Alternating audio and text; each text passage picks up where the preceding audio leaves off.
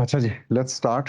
नहमदुहु व नुसल्ली अला रसूलिहिल करीम, अम्मा बाद, फ़ाऊज़ु बिल्लाहि मिनश शैतानिर रजीम, बिस्मिल्लाहिर रहमानिर रहीम। Assalamu alaikum everyone, and thank you very much for joining us for the second session, for the second module of this Infinite Parenting workshop. So let me just quickly share the slides now. So before I even start, I would like to thank everyone for turning up in such great numbers. And also last time, I got quite some good feedback from many of you. I'm still looking forward to some ways for improvement, some suggestions for improvement, because the feedback was all positive, alhamdulillah. But it would be good if whatever suggestions you people have, ताकि इसको बेहतर बनाया जा सके, तो वो sessions हमारे साथ वो सजेशंस हमारे साथ शेयर कर दें। ओके, तो स्लाइड्स आई होप सबको नजर आ रही हैं, शेयर हो गई हैं स्लाइड्स? ठीक है जी डॉक्टर। चलें, तो before we start with today's module, मैं चाहूँगा कि हम थोड़ा सा बहुत क्विक सा एक जो पुराना मॉड्यूल था उसका रिकैप दे दें। तो हमने अभी तक एक मॉड्यूल किया है पहला, और उसके अंदर प्राइमरीली हमने दो चीज़ें डिस्कस की। एक हमने ये डिस्कस किया कि एक पेरेंटिंग फ्रेमवर्क होता क्या है। तो मैंने काफ़ी डिटेल में ये समझाने की कोशिश की कि जब फ्रेमवर्क नहीं होता तो फिर पेरेंटिंग की टिप्स होती हैं, कुछ बेस्ट प्रैक्टिसेस होती हैं, कुछ टैक्टिक्स होती हैं, और वो सब चीज़ें जो है ना बड़ी शॉर्ट टर्म होती हैं, बड़ी एड हॉक होती हैं। और इसके मुकाबले में अगर एक फ्रेमवर्क होगा तो वो एक लॉन्ग टर्म चीज़ है, और वो एक टाइमलेस चीज़ है, और उससे आप मुख्तलिफ सिचुएशंस के लिए जो जैसे उनके साथ डील करना है, यानी आपको जो टिप्स की ज़रूरत होगी, या जिन जिन स्ट्रैटेजीज़ की ज़रूरत होगी, या जिन टैक्टिक्स की ज़रूरत होगी, वो आप खुद निकाल सकेंगे। तो ये हमने काफ़ी डिटेल में डिस्कस किया विद क्वाइट सम एग्जांपल्स। और दूसरी जो चीज़ थी वो इस पेरेंटिंग के फ्रेमवर्क के नाम की यूनिकनेस थी, और उसमें ये इन्फिनिट जो वर्ड था, तो उसको मैंने काफ़ी एक्सप्लेन करने की कोशिश की और उसको कनेक्ट किया, और वो कनेक्शन आज फिर भी आएगा। तो this was what we did so far. Now here is the framework once again in a nutshell. और हम आज जो है ना इस फ्रेमवर्क का जो पहला, तो अभी तक तो हम प्रीएम्बल पे बैठे हुए थे, तो आज हम इसका जो पहला आप कह लें कि मॉड्यूल है, और जो इस फ्रेमवर्क का पहला I don't know what to say, इसका फर्स्ट स्टेप है, या पहला पिलर है, जिन पिलर्स पे ये खड़ा है, तो वो हम डिस्कस करेंगे, which is why to bother. So we'll be discussing the why question, and particularly why a parent should be concerned about parenting. ठीक है, तो ये हम आज इंशाल्लाह एस्टैब्लिश करने की कोशिश करेंगे।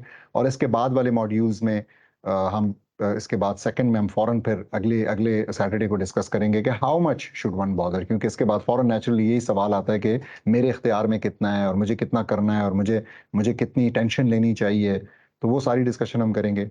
और फिर उसके बाद हम एक डिस्कशन करेंगे अबाउट व्हेन। तो basically when does parenting start.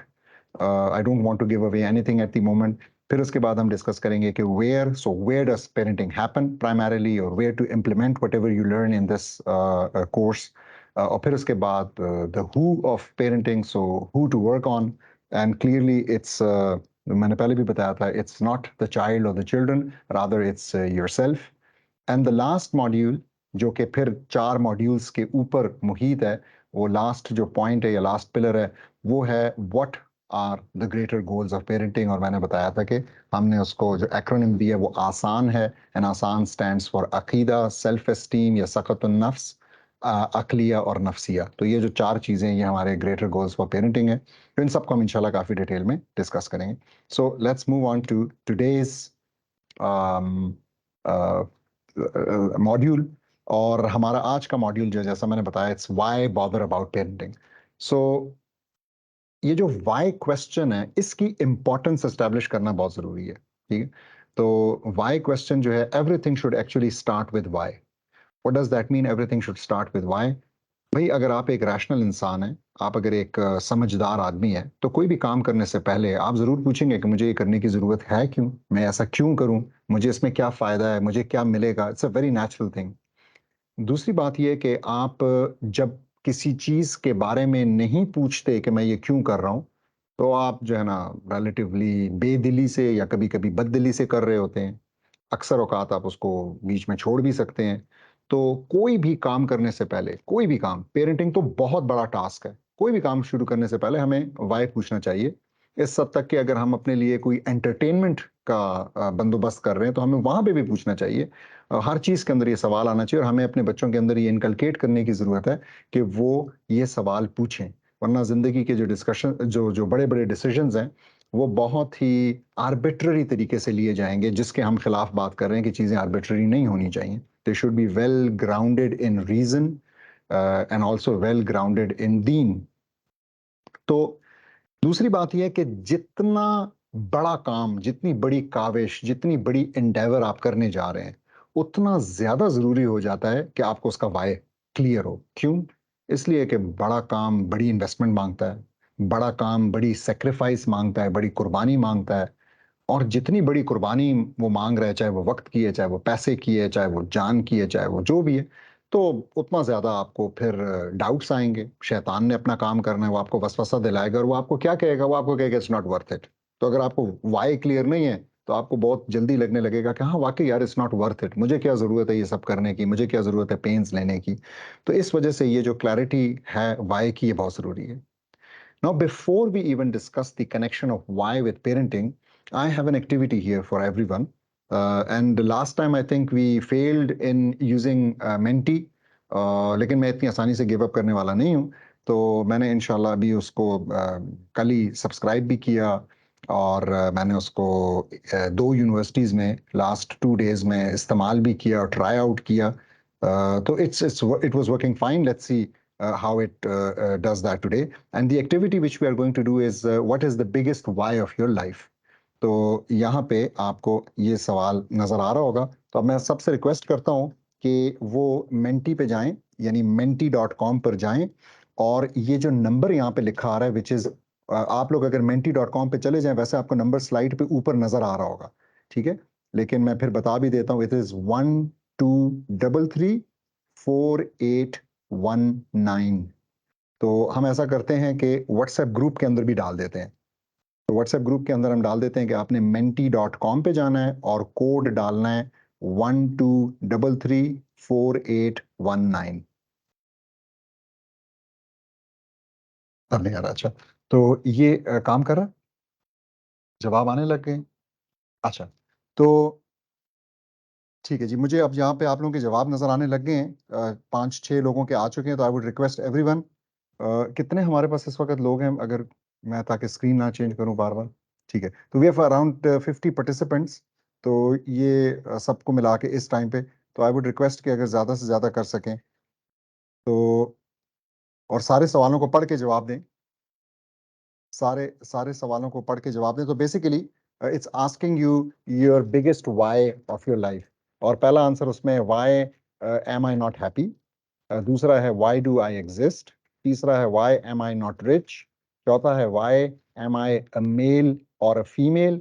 ये जो जेंडर आइडेंटिटी का क्राइसिस हमारे लोगों को तो अभी इतना नहीं अल्हम्दुलिल्लाह इसने अफेक्ट किया, लेकिन जो बाहर हैं, और काफ़ी सारे वो बाहर हैं, तो जानते होंगे कि वहाँ पे अनफॉर्चुनेटली ये भी एक बहुत बड़ी बीमारी बनता जा रहा है। और आखिरी है why am I a parent. तो I would really like to know कि आपके ख्याल में आपका जो बिगेस्ट वाई है आपकी लाइफ का, वो क्या है? So we have around 20 answers. I'll wait 21 now. I'll wait for another 1 or 2 minutes for the answers to come in before I show the correct answer as well.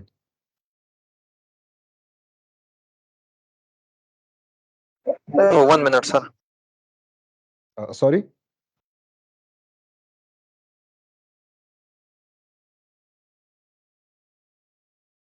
मुझे आवाज नहीं आई। अपने में से किसी ने कुछ कहा, या तो माइक ऑन हो गया था।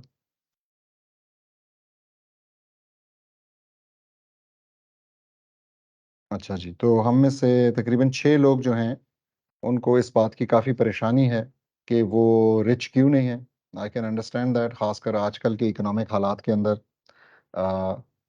हम में से 5 जो हैं, उनको ये परेशानी है कि वो हैप्पी क्यों नहीं है। बाय द वे, हैप्पीनेस के ऊपर मैंने एक काफ़ी डिटेल्ड आर्टिकल लिखा है, जो कि मेरे ब्लॉग mindseeds.com के ऊपर पड़ा हुआ है। मैं ग्रुप पे शेयर भी कर दूंगा इफ समवन इज इंटरेस्टेड, क्योंकि यहाँ पे इस वक्त नज़र आ रहा है कि कुछ लोग जो हैं वो हैप्पीनेस के साथ कंसर्न है, और 4 लोग जो हैं वो इस बात के साथ कंसर्न है कि वो पेरेंट क्यों हैं, या मतलब उनका जो वाई है वो ये है कि they want to find an answer about parenting. और बड़ी तादाद जो है विच इज़ 17, वो है वाई डू आई एग्जिस्ट। तो उनके लिए जो सबसे बड़ा वाई है उनकी लाइफ का, जाहिर है कि जब सबसे बड़े की बात हुई है तो वाकई वो फिर इन छोटे वगैरह के साथ नहीं हो सकता, तो वो उनके केस में ये है। तो लेट मी जस्ट सी कि मैं अब आपके साथ इसका जो करेक्ट आंसर है वो शेयर करता हूँ। तो करेक्ट आंसर वही है जो सबसे ज़्यादा लोगों ने दिया माशाल्लाह से, and that is why do I exist. तो देखें, जो ये सबसे बड़ा क्राइसिस एक इंसान की ज़िंदगी के अंदर एग्जिस्टेंशियल क्राइसिस है। सबसे बड़ा सवाल इंसान के लिए ये है कि वो इस दुनिया में आया क्यों है, और जो लोग इस सवाल का जवाब नहीं पाते हैं वो they are lost.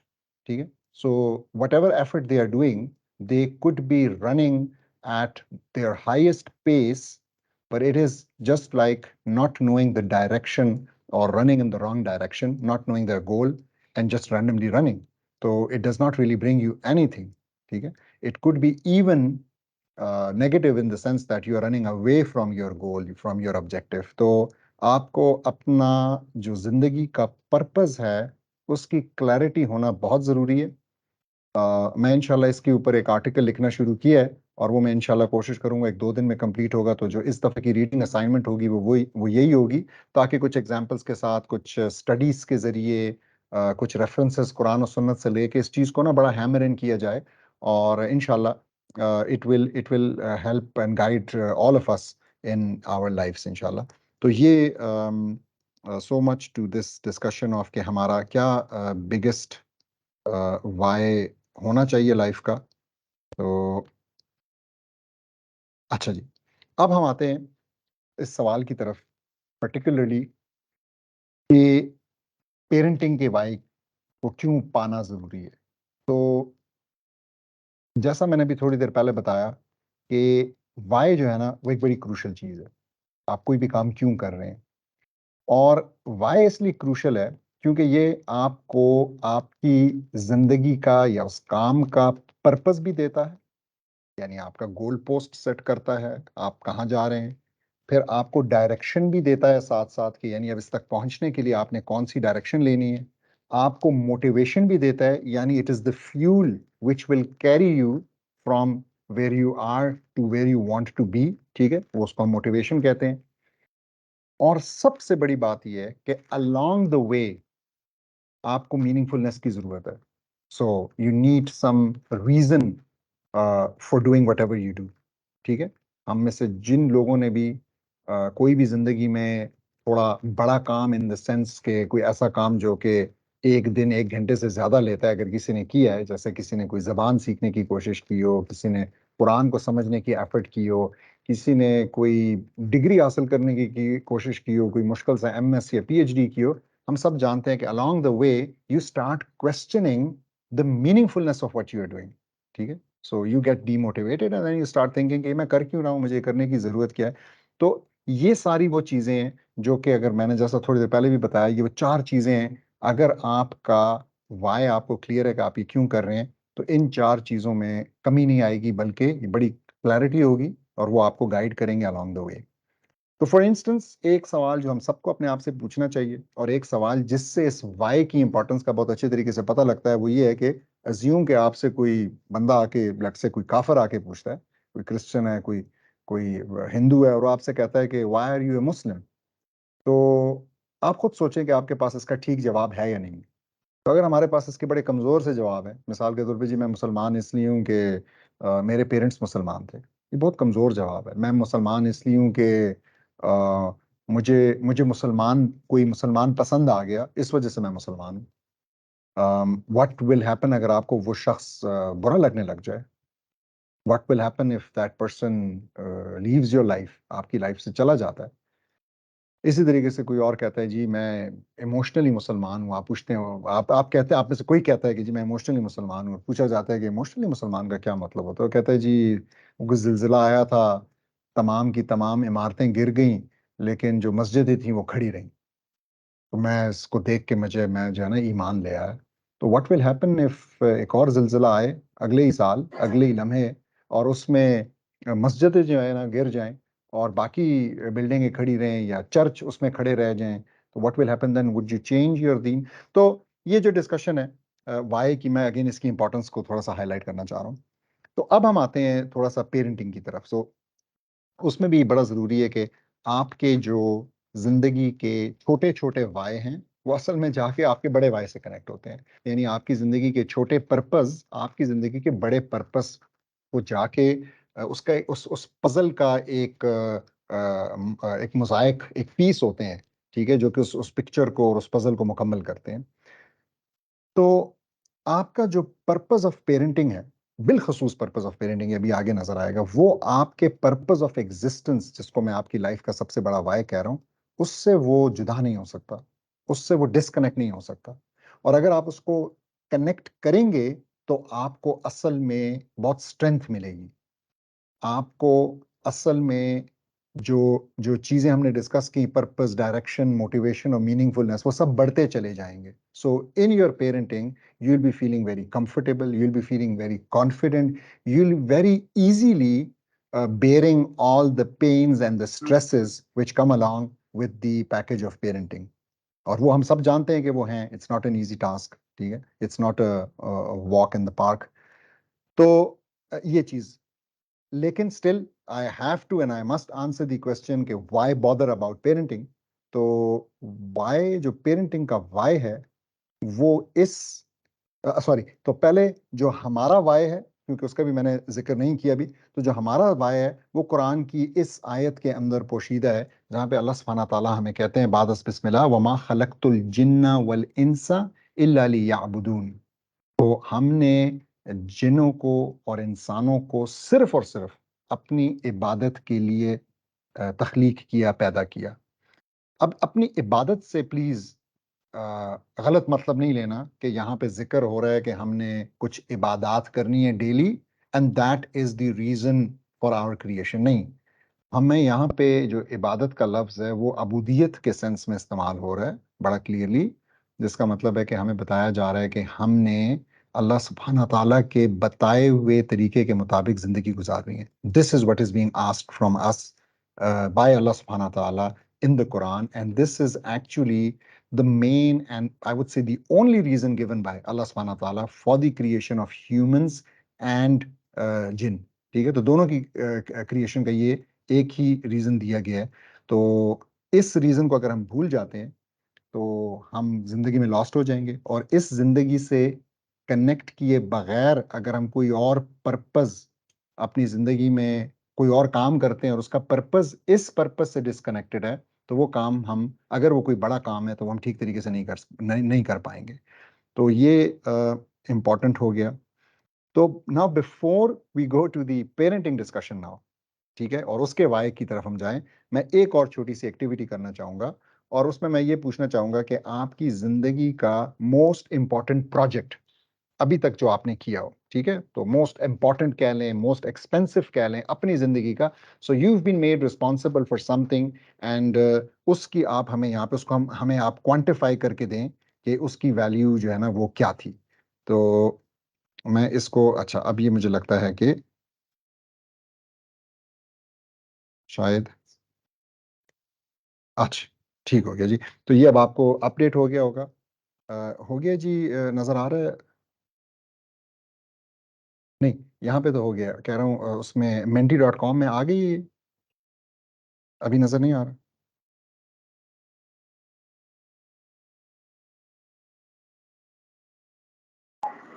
Yes sir, नजर आ रहा है। नजर आ रहा है? अपडेट कर लें? जी जी अच्छा सर, नजर आ रहा है बिल्कुल। ठीक है, बहुत शुक्रिया, बहुत शुक्रिया। असल में मेरे पास अपना मोबाइल फ़ोन इस वक्त नहीं है, इसलिए मैं आप लोगों से पूछ रहा हूँ। अगली दफ़ा मैं ऐसा ही करूँगा कि मैं अपने पास रखूँगा, वो मैंने रिकॉर्डिंग पे लगाया हुआ है। तो अच्छा, आ गया नजर। अच्छा, अब मुझे यहाँ पे आप लोगों के रिस्पॉन्सेस क्यों नहीं आ रहे, दैट इज़ अनदर क्वेश्चन। आने लग गए हैं जी, ठीक है। तो पहला जवाब हमारे पास जो आया वो आया नॉट एक्चुअली सर क्वान्टिफाइबल। आपकी आवाज भी थोड़ा वो है, हैंग हो जाता है। सॉरी, क्या क्या चेंज होता है? सर आपकी जो आवाज़ है वो भी हैंग हो जाती है थोड़ी देर के लिए। अच्छा, तो अगर औरों को भी ये इशू है तो, क्योंकि मेरे ख्याल में नहीं होगा औरों को। अच्छा जी, हमें कह रहे हैं जी नहीं, इट्स परफेक्टली ऑडिबल मिस। अच्छा, तो हमें कुछ जवाब आने लगे हैं। कुछ लोगों ने जो है ना तकरीबन कोई आई थिंक ये 12 मिलियन तक का प्रोजेक्ट किया है माशाल्लाह से। I don't know whether this is in dollars और इन रुपीस। कुछ ने 2 लाख का किया है, ये मेरा ही कोई भाई है। मैक्सिमम जो प्रोजेक्ट किया है 131 मिलियन का भी बीच में है। कुछ कह रहे हैं क्वांटिफाई नहीं हो सकता। अच्छा, 5,000 वाले भी हैं कोई, ज़बरदस्त। तो अच्छा, तो कुछ ठीक है, कुछ के नज़दीक दिस लाइफ है जो कि वो बता रहे हैं। अच्छा जी, तो हमारे पास काफ़ी सारे जवाब आ गए। तो मेरे ख्याल में ये जो मैंने MIP इसको कहा, most important project of your life, हम ज़रा आगे चलते हैं और देखते हैं कि असल में ये क्या होना चाहिए। तो आपने VIP तो सुना ही होगा ना। तो VIP का लफ्ज़, तो VIP क्या होता है? वेरी इंपॉर्टेंट पर्सन को कहते हैं, ठीक है। तो मैं यहाँ पे ये कहना चाह रहा हूँ कि असल में ये जो डिस्कशन है, this discussion is about MIP which is the most important person in your life. तो मोस्ट इंपॉर्टेंट पर्सन की जब बात होती है तो ऑफ कोर्स अपना आप तो है, इसमें तो शक की बात नहीं है कि हम बड़े ज़रूरी हैं।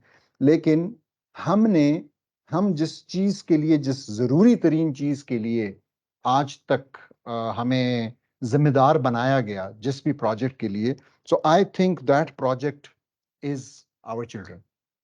So the most important project so far in our lives has been, जो पेरेंट्स हैं यहाँ पे ज़ाहिर है, तो उनको जो चीज़ जिम्मेदारी दी गई है, जिस चीज़ की वजह से उनको शायद रातों को नींद नहीं आनी चाहिए कि ये जो प्रोडक्ट है या ये जो प्रोजेक्ट है ये कहीं ख़राब ना हो जाए, इसमें कोई मसला ना आ जाए, ये कहीं मेल फंक्शन ना कर जाए।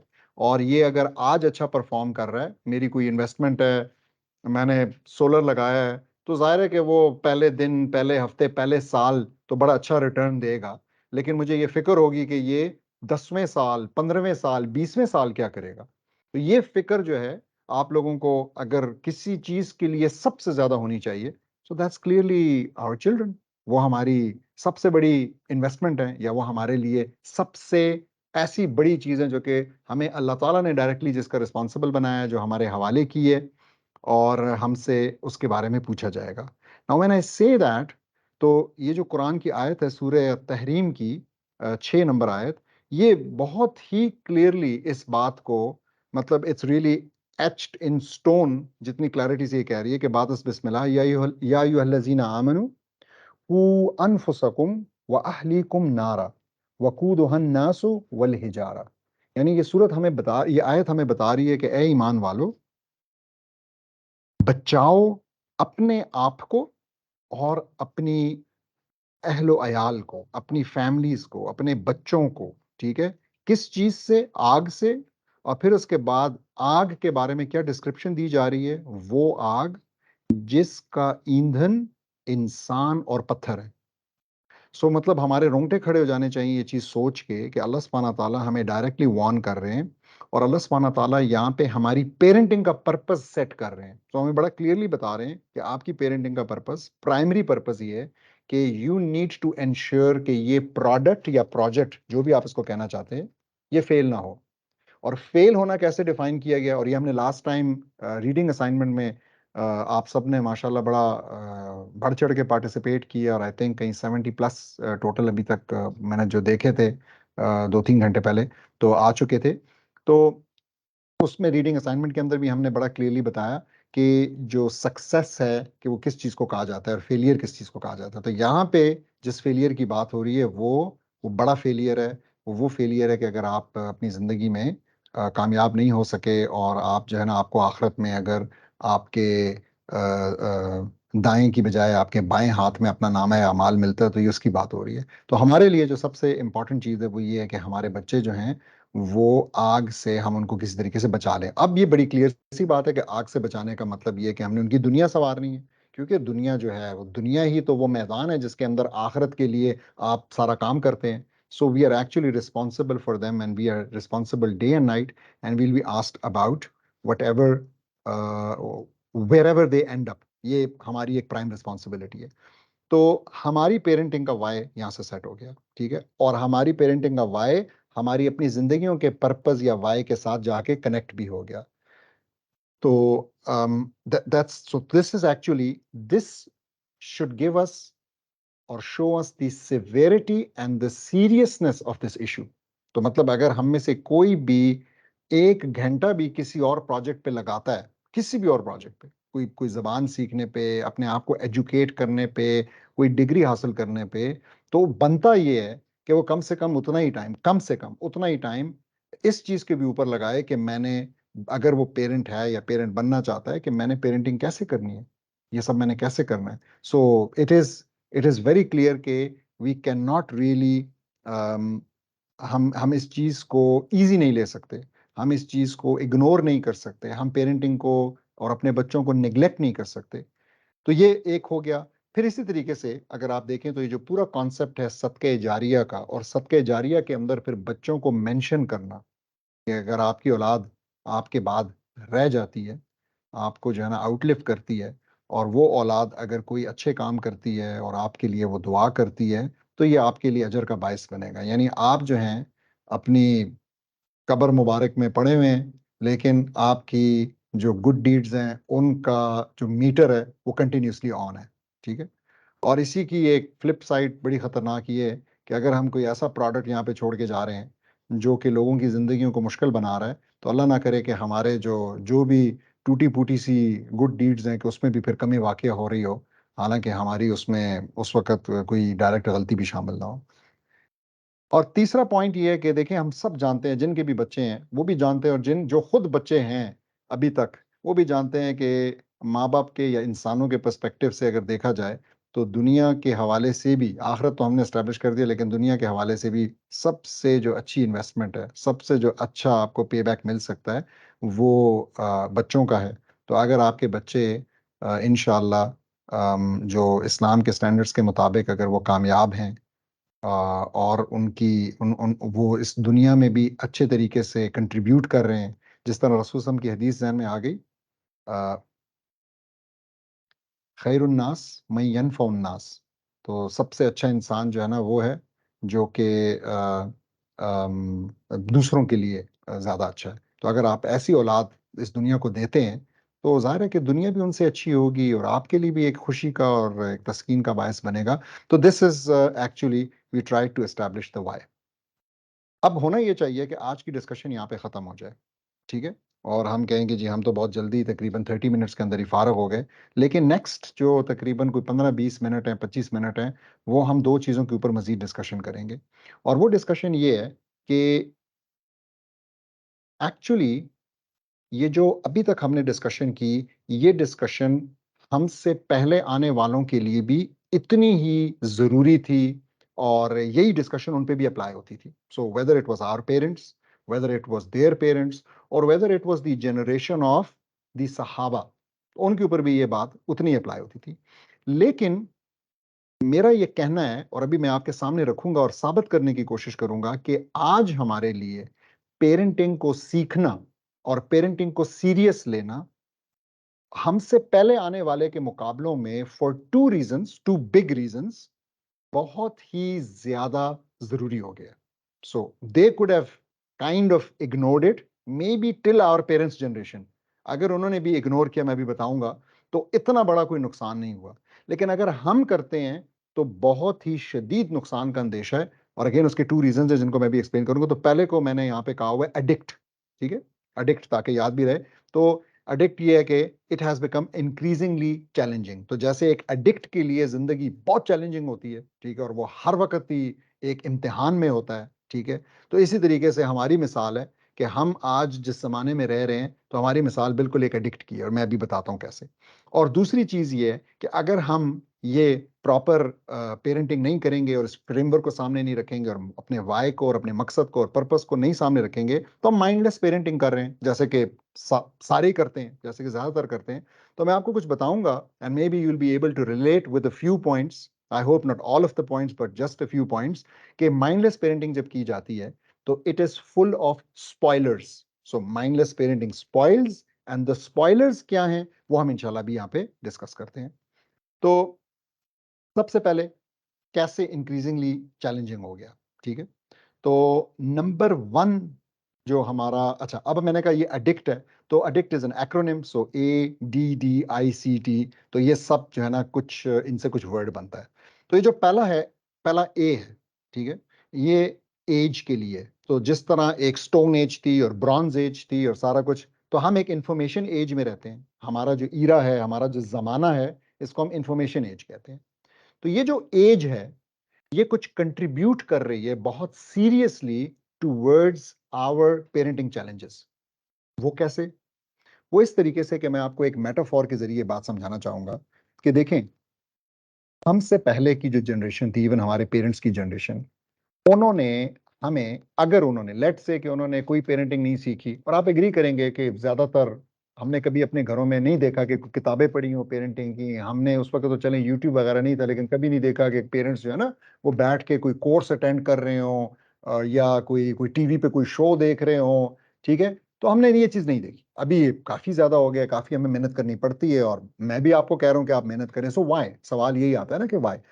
तो देखें, हमारे पेरेंट्स ने हमें जिस टाइम पे वो पेरेंटिंग कर रहे थे, तो इसकी आप मिसाल ऐसे ले लें कि उन्होंने हमें बगैर ज्यादा सोचे समझे पानी के अंदर फेंक दिया, ठीक है, दुनिया के हवाले कर दिया, और उन्होंने इस कोई कोई ज्यादा परवाह नहीं की कि इस पानी में ये बच्चा तैर सकेगा नहीं तैर सकेगा, डूब तो नहीं जाएगा, कुछ हो तो नहीं जाएगा, बस उन्होंने कर दिया। लेकिन अल्हम्दुलिल्लाह आप इस बात का सबूत हैं और आप इस बात के गवाह भी हैं कि हमारे राइट लेफ्ट हमने देखा कि जनरली खास इशू नहीं हुआ। वो खास इशू क्यों नहीं हुआ, वो मैं यहाँ बताने की कोशिश कर रहा हूँ कि नंबर 1 रीजन ये है कि उन्होंने जिस पानी में हमें फेंका था, वो पानी डीप नहीं था। It was just like a pond. वो बिल्कुल एक तालाब की मिसाल था, एक लेक, एक बस एक तालाब सा था, जिसमें के जिस वक्त हम छोटे छोटे थे और उन्होंने हमें हवाले कर दी और ज्यादा लेट से परवाह नहीं की, तो हमारे पाँव नीचे लग रहे थे, तो हमारे डूबने का खतरा ना होने के बराबर था। तो ये पहला फर्क, ठीक है। दूसरा, वो जो पानी था वो साफ पानी था, काफी हद तक साफ भी था, मतलब कुछ जहर आलूद चीज उसके अंदर नहीं थी, और काफी हद तक शफाफ भी था, ठीक है। तो आप जो है ना उसमें उसके साथ कांटेक्ट में आने से आपकी स्किन को, आपके जिस्म को, आपकी आंखों को कोई खदशा नहीं था, कोई खतरा नहीं था कि कुछ हो जाएगा, आप झुलस जाएंगे या समथिंग लाइक दैट। और इसी तरीके से उसके शफाफ होने की वजह से आपके पेरेंट्स को, हमारे पेरेंट्स को नजर आ रहा था कि ये बच्चा जो है ना स्ट्रगल कर रहा है, डूबने वाला है, हाथ पैर मार रहा है, या ये अच्छे तरीके से तैर रहा है। So they could see even inside the water, ठीक है। और आखिरी चीज उस टाइम की क्या थी कि उस वक्त उसी पानी के अंदर जो और लोग राइट लेफ्ट मौजूद थे या पानी से बाहर खड़े लोग मौजूद थे, our parents could trust them कि ये लोग आके, खास तौर पे जो करीबी लोग थे, जो देख रहे थे कि फैमिली वाले लोग हैं, हमसाए हैं, कम्युनिटी के लोग हैं, मस्जिद के लोग हैं, तो they could rely on them कि ये लोग अगर खुदा न खास्ता मेरी आंखों से मेरा बच्चा ओझल भी हो जाता है, मेरी तवज्जो कहीं और मरकूज हो जाती है, तो अगर वो डूबने लगा या कोई मसला हुआ, कोई प्रेडेटर आया, कुछ हुआ, तो ये उसको बचा लेंगे, ठीक। हमारे केस में ये चारों चीजें चेंज हो गई।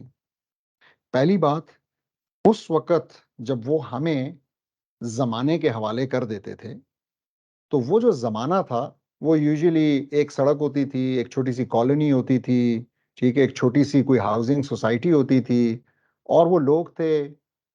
लेकिन आज अगर हम जो है ना, if we lose oversight over our children, तो they are actually connected to the world, and they are connected to the world through internet, they are connected to the world through social media, through everything. So any kind of information, any kind of access, any kind of, आप जो भी समझना चाहते हैं, that is granted to the whole world. तो हम अगर उनको छोड़ते हैं, तो जो पानी की हमने मिसाल दी, तो ये एक बॉटमलेस तालाब नहीं, एक बॉटमलेस समंदर है। ये इतना डीप है कि इसमें डूबते चले जा सकते हैं, और अगर डूबते चले गए, तो वाकई उनको फिर वापस लाना जो है ना, और वापस ढूंढना भी बहुत मुश्किल हो जाएगा। तो दूसरी चीज, ये पानी जो है ना टॉक्सिक है, ठीक है, इस पानी के अंदर टॉक्सिसिटी है, और हमारी जो नेक्स्ट एक एक्टिविटी है वो एक्चुअली इसके बारे में है। तो मैं ये पॉइंट खत्म करके और मैं उस एक्टिविटी की तरफ आता हूँ, और मैं आपसे पहले पूछना चाहूंगा कि वो टॉक्सिसिटी क्या है, ठीक है, और फिर आपसे पूछने के बाद इंशाल्लाह मैं उसके ऊपर कुछ अपना वो। और तीसरी चीज ये कि जो लोग राइट लेफ्ट इस पानी में आज खड़े हैं, ऑनेस्टली क्या हम उन पर रिलाई कर सकते हैं? मैं आप लोगों से पूछता हूँ, क्या हम रिलाई कर सकते हैं? Can you leave your children at the mercy of I don't know हमसाए और रिश्तेदार और गली मोहल्ले के लोग और कम्युनिटी? या आपको, and I am not saying that they are bad people, but the thing is कि माशरा कुछ ऐसा चेंज हो गया है कि आज बच्चे का सगा मामू, सगा चाचा, सगी खाला आपको आके नहीं बता सकती कि बच्चा जो है ना वो क्या कर रहा था, क्या हरकत कर रहा था। वो नहीं, और क्यों नहीं बता सकते? इससे कि उनको डर ये है कि अनफॉर्चुनेटली हमने कहा तो हमारा ये जो भाई है, हमारा ये जो रिश्तेदार है जिसको हम बताएंगे उसके बच्चे के बारे में, वो उल्टा खफा हो जाएगा, वो उल्टा नाराज हो जाएगा, वो उल्टा हमारे साथ लड़ने के लिए आ जाएगा, वो हमारे साथ रिश्ता तोड़ देगा। वो हमें कहेगा कि भाई अगर मेरा बच्चा जो है ना कहीं सड़क के किनारे खड़े होकर सिगरेट पी रहा था और आप बता रहे हैं उनको आके, तो कहेगा आपके पैसों से पी रहा था, आपका इससे क्या काम है, आप कौन होते हैं मुझे टोकने वाले या मेरे बच्चे के बारे में ऐसा बताने वाले? कुछ जमाना अनफॉर्चुनेटली कुछ ऐसा चेंज हो गया। तो दैट्स द थर्ड पॉइंट, कि उनकी वॉचफुल आई जो है ना वो नहीं है। और सॉरी, एक पॉइंट जो बीच में रह गया कि वो क्लियर वाटर ना होने की वजह से you will not be able to see and realise कि बच्चा जो है ना स्ट्रगल कर रहा है। सो क्लियर वाटर नहीं है, जमाना इतनी एम्बिग्विटी है, इतनी इंफॉर्मेशन डिलूज है कि आपको जो है ना पता नहीं लगता कि आपका बच्चा जो है ना किस वक्त एक नॉर्मल तैरने से निकल के एग्जॉस्ट हुआ और अब जो है ना वो स्ट्रगल कर रहा है और वो डूबने वाला है और मुझे जाके उसको बचाने की जरूरत है। So you don't realise that. तो ये चार चीजें हैं जो पहले जो एज, यानी जो इंफॉर्मेशन एज का जो प्रॉब्लम है जिस जमाने में हम रहते हैं। तो let's do the activity and let me ask you people कि वो क्या वो क्या टॉक्सिसिटी है। So what toxicity can you think of that our children are expose to? तो यहाँ पे आपने दोबारा से menti.com पे ही जाना है, मोस्ट लाइकली वो अभी भी लॉग्ड इन होगा और इसी नंबर के साथ होगा और आपको नजर आने लग गया होगा, ठीक है? तो नजर आ रहा है यहाँ पे? जी सर, नजर आ रहा है।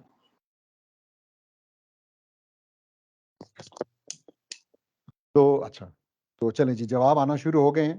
तो बहुत ही अच्छा जवाब पहला आया, foreign ideas and culture, very very good actually, ठीक है। और इट सम्स अप एवरीथिंग। अच्छा, सोशल मीडिया, ठीक है, जबरदस्त। एथिज्म, लिबरलिज्म, सेक्युलरिज्म, एडिक्शंस, ठीक है, ठीक है।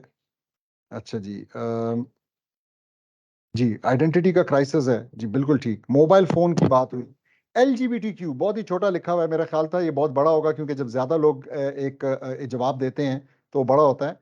लेकिन ठीक, अल्हम्दुलिल्लाह हमारे मुल्क में ये इतनी बड़ी रियलिटी नहीं है, लेकिन अब रियलिटी अनफॉर्चुनेटली बनती जा रही है। आप लोग सारे जानते हैं जिस तरीके से इसको लीगल लेवल पे भी लीगल कवर दिया गया और फिर उसके बाद अब मीडिया के अंदर भी उसको पॉपुलराइज किया जा रहा है और लोगों को डिसेंसिटाइज किया जा रहा है टुवर्ड्स इट। तो फिर अन इस्लामिक आइडियाज की बात हुई, सेंसेशन सीकिंग की बात हो रही है, ठीक है, बैड कंपनी की बात हो रही है, फैमिली वैल्यूज का फुकदान, जंक फूड की बात हो रही है, ठीक है, जबरदस्त। Individualism, individual very very important. अच्छा, टेक्नोलॉजी की इन जनरल किसी ने लिखा है, तो टेक्नोलॉजी इन जनरल मैं नहीं कहूंगा, लेकिन मैं समझ सकता हूँ कि AI और टेक्नोलॉजी का लिखा है, तो मैं समझ सकता हूँ कि क्या उससे मुराद है। इंटरनेट की बात हुई है, बिल्कुल सही। तो again, internet technology is something neutral actually, लेकिन उस टेक्नोलॉजी का इस्तेमाल कैसा हो रहा है तो वो मैं समझ सकता हूँ,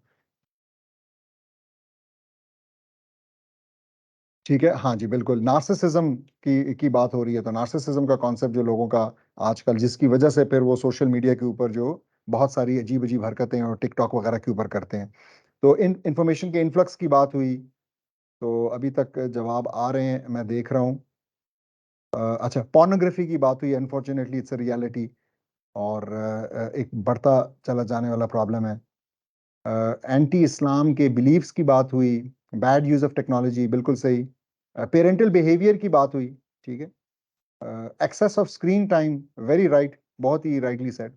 तो देखें, ये चीजें आप लोग बेशक जो अभी कंट्रीब्यूट कर रहे हैं वो करते रहें, लेकिन मैं थोड़ा सा इस पर दूंगा कि देखें,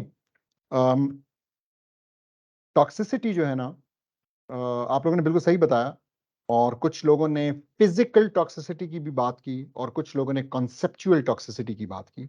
तो मेरा कंसर्न ज्यादा कॉन्सेप्चुअल टॉक्सिसिटी है। एंड देयर आर कॉन्सेप्ट्स, और इस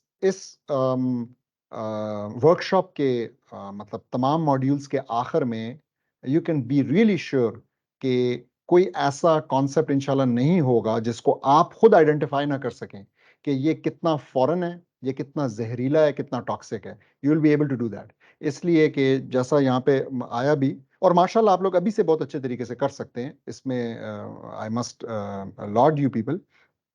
तो मेरे ख्याल में जो बहुत बड़े बड़े कॉन्सेप्ट्स हैं, अगर हम चंद की बात कर दें, वैसे तो यहाँ आ गया तो आई वुड स्टार्ट विद, खास तौर पे हमारे जो वेस्ट में बहन भाई रहते हैं, तो LGBTQ का जो इशू है, जिस तरीके से उसको लेके पाकिस्तान में भी चला जा रहा है, तो मतलब that is an assault on our belief system. और मैं ये एक्सप्लेन करूंगा आगे चल के कि कैसे, कि ये असल में क्या है, ये सारा कॉन्सेप्ट असल में क्या है, और ये कैसे हमारे बिलीफ सिस्टम को असल में अटैक कर रहा है। क्योंकि ये ओरिजिनली जब 1920s में इसको पॉपुलराइज पहली वेव जो है ना वेस्ट में किया गया था, तो उस टाइम पे इसको इसलिए किया गया था, इसको पॉपुलराइज करने वालों के नाम लेके, और आप लोगों को मैं बताऊंगा इंशाल्लाह, कि वो लोग जो हैं इसको as something they wanted to actually challenge Christianity, और वो क्रिश्चियनिटी का जो गिरफ्त थी सोसाइटी के ऊपर, उसको तोड़ने में इंटरेस्टेड थे। और आज अब इसको इस्लाम को अटैक करने के लिए इस्तेमाल किया जा रहा है। ठीक है, क्योंकि बड़ा क्लियरली हमें पता है कि ये दो कंपैटिबल नहीं है। तो अगर इस एक के लिए जगह बनाई जाती है और आपको कहा जाता है कि नहीं ऐसा भी हो सकता है और ये भी होना चाहिए, तो नेचुरली जो बंदा इन आइडियाज को सब्सक्राइब करेगा, आज नहीं तो कल वो क्वेश्चन करने लग जाएगा इस्लाम को, और कहेगा कि अच्छा, तो फिर अल्लाह ताला क्यों इसको मना करते हैं? तो then there must be something नाउजुबिल्लाह wrong with अल्लाह ताला, और there must be something नाउजुबिल्लाह wrong with the Quran. तो ये जो चीज है, ये करने की कोशिश की जा रही है। तो दिस इज वन। फिर उसके बाद ये यहाँ पे शायद इंडिविजुअलिज्म की बात हुई। फेमिनिज्म आई वुड से एक बहुत बड़ा इशू है जिसको हमारी सोसाइटी नहीं समझ पा रही और नहीं डील कर पा रही। तो ये इस किस्म के, फिर सेक्युलरिज्म की बात हुई, एथिज्म। ठीक है, so these are some concepts I am also trying to write on. और आई होप कि इस कोर्स के बरकत से मैं भी जो है वो थोड़ा सा गेयर अप होऊंगा, स्पीड अप होऊंगा, और असाइनमेंट्स के चक्कर में मैं अपने जो आर्टिकल्स हैं कुछ वो कंप्लीट कर लूंगा। सो दिस इज अनफॉर्चुनेट रियलिटी जिस पे हमने इस पहले पॉइंट के उसमें डिस्कशन की। अच्छा जी, अब हम आते हैं सेकंड पॉइंट की तरफ। तो एज जो थी हमने डिस्कस कर लिया। अब डिस्कनेक्ट, तो जो पहला डी है वो डिस्कनेक्ट का है। तो देखिए, मैं आपसे पूछता हूँ, what do you think, are we as a generation disconnected from the previous generation और नॉट? तो हमारे पेरेंट्स जो थे वो अपने माँ बाप के साथ बहुत कनेक्टेड थे, और रोजाना के हिसाब से जो है ना उनको उनसे विजडम मिलता था। लेकिन हमारे दो मसाइल हुए। हमारा पहला मसला तो ये है कि हम मसरूफ हो गए और कनेक्ट हो गए स्क्रीन्स के साथ, हम कनेक्ट हो गए इंटरनेट के साथ, हम कनेक्ट हो गए सोशल मीडिया के साथ। लेकिन सवाल पूछने वाला ये है कि क्या हमारे पेरेंट्स की जनरेशन भी अब जाके कनेक्ट हो चुकी है इन्हीं चीजों के साथ? Do they have all the time available for us and let's say our children and progeny, जैसा कि इससे पहले की जनरेशन के पास होता था?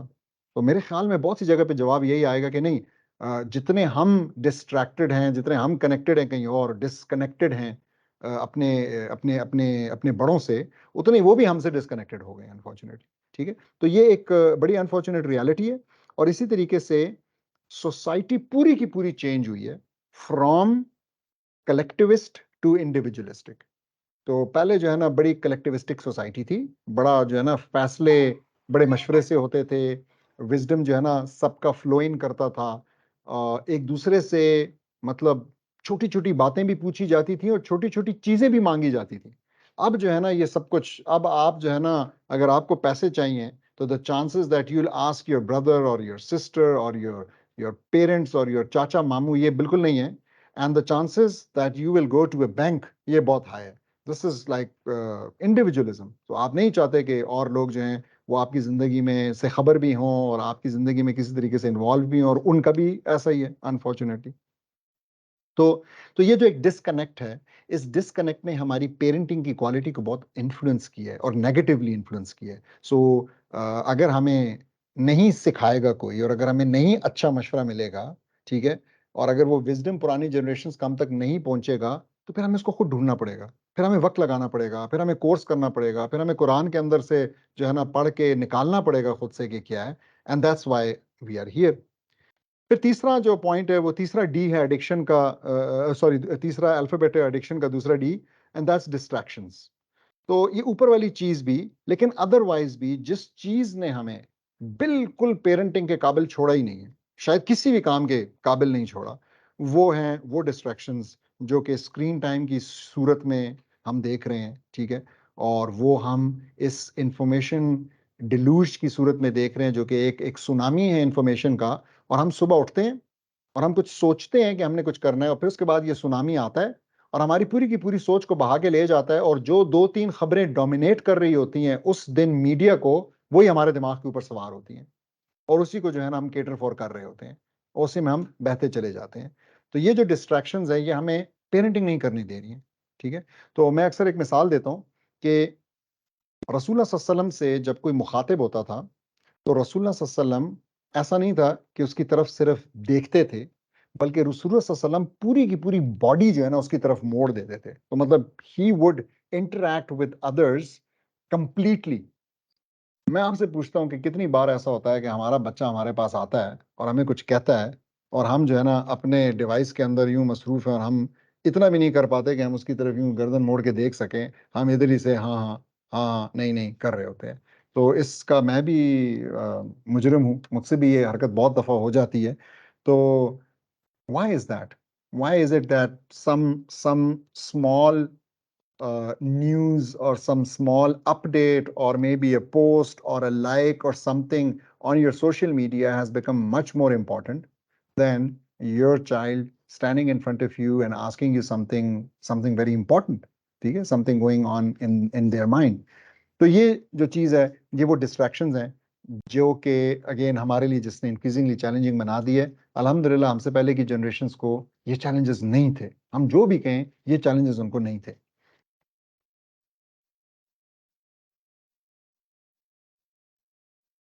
जी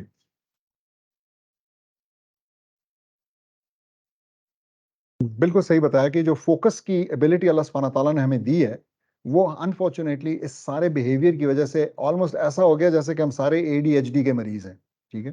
तो हम फोकस ही नहीं कर पाते, तो हम ज्यादा देर के लिए किसी चीज को, और इसकी वजह साइंटिफिक स्टडीज हैं जो कि हमें बताती हैं कि कैसे जब आप बचपन से एक्सपोज होते हैं कार्टून्स को और इतनी तेजी से ना with in a second multiple screens change हो रही हैं, और आप एक खास किस्म का रिस्पॉन्स टाइम एक्सपेक्ट करते हैं, तो आप देखेंगे बच्चों के अंदर बहुत ज्यादा जल्दबाजी आ चुकी है। तो वो चाहते हैं कि बिल्कुल कंप्यूटर गेम की तरह सब कुछ हो, तो वो एक दफा नहीं कहते, वो इस तरह नहीं कहते कि जी अबू, वो कहते हैं अबू अबू अबू अबू अबू अबू अबू, उनकी ब्रेक ही नहीं लगती है, ठीक है।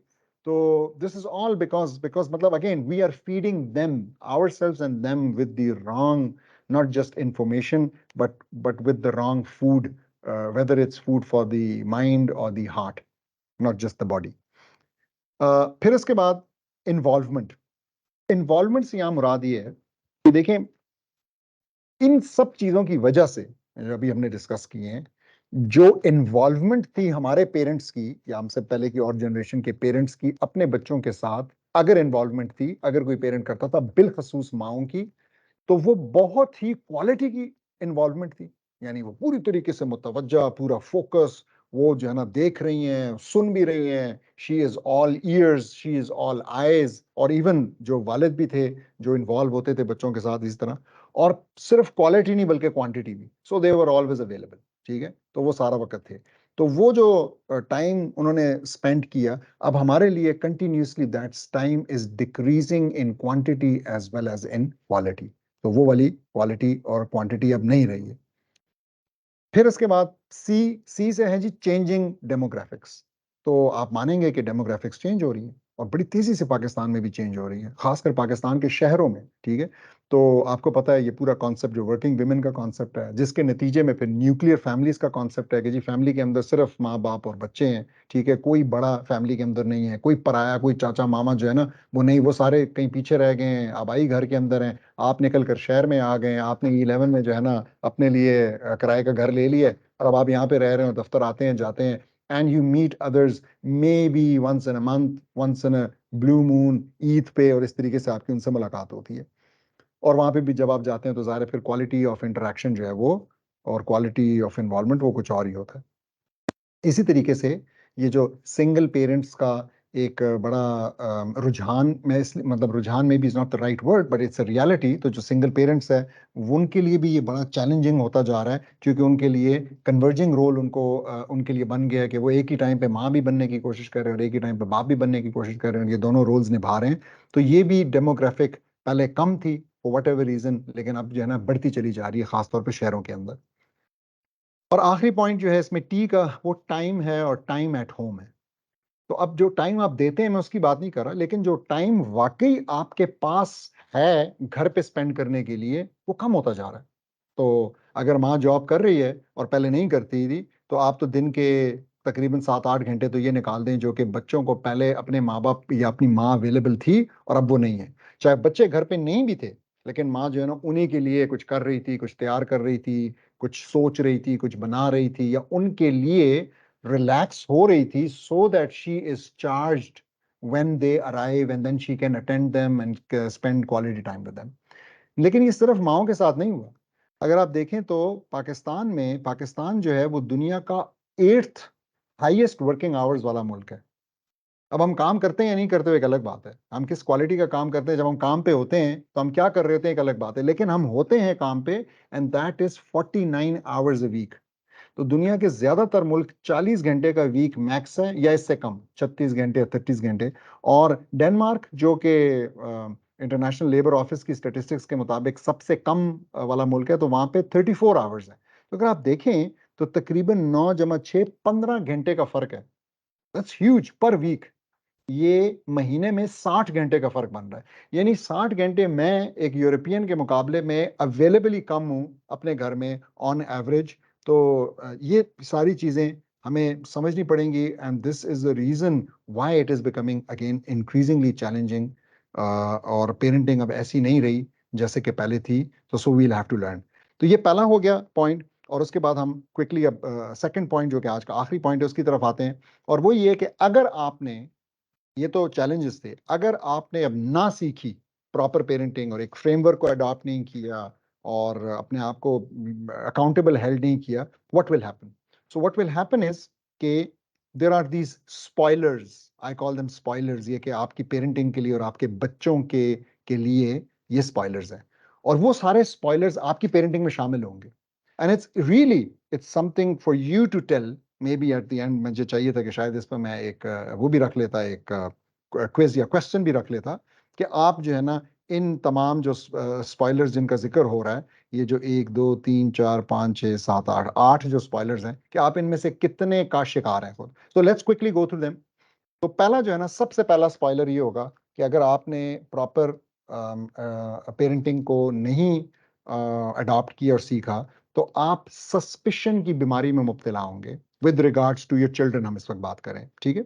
सस्पिशन क्या है? मैंने यहाँ पे एक लफ्ज लिखा है सेंट, ये आपकी आसानी के लिए लिखा है। तो बेसिकली मैं ये कह रहा हूँ कि होना ऐसा चाहिए कि एक पेरेंट जो है ना वो अपने बच्चे को सेंट समझे, ठीक है, यानी अपने बच्चे के ऊपर वो एक खास किस्म का एतबार करे और उसको ये इंप्रेशन दे कि भाई मेरे लिए तुम काबिल एतबार हो, इस लेवल के काबिल एतबार हो कि तुम जैसे कि एक सेंट है।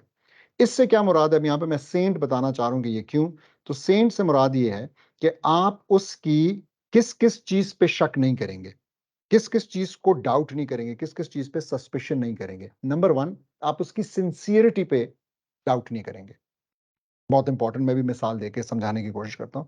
दूसरा, आप उसकी एबिलिटीज पे, और एबिलिटीज की जब बात आती है तो it is both present and future, यानी जो अभी उसके अंदर है और जो उसके अंदर पोटेंशियल है, दोनों के ऊपर आप नहीं करेंगे। तीसरा, आप उसकी इंटेंशंस के ऊपर डाउट नहीं करेंगे, सस्पिशियस नहीं होंगे उसकी इंटेंशंस के बारे में कि तुम्हारी तो नीयत ही ठीक नहीं थी, तुम तो ऐसा करना ही नहीं चाहते थे।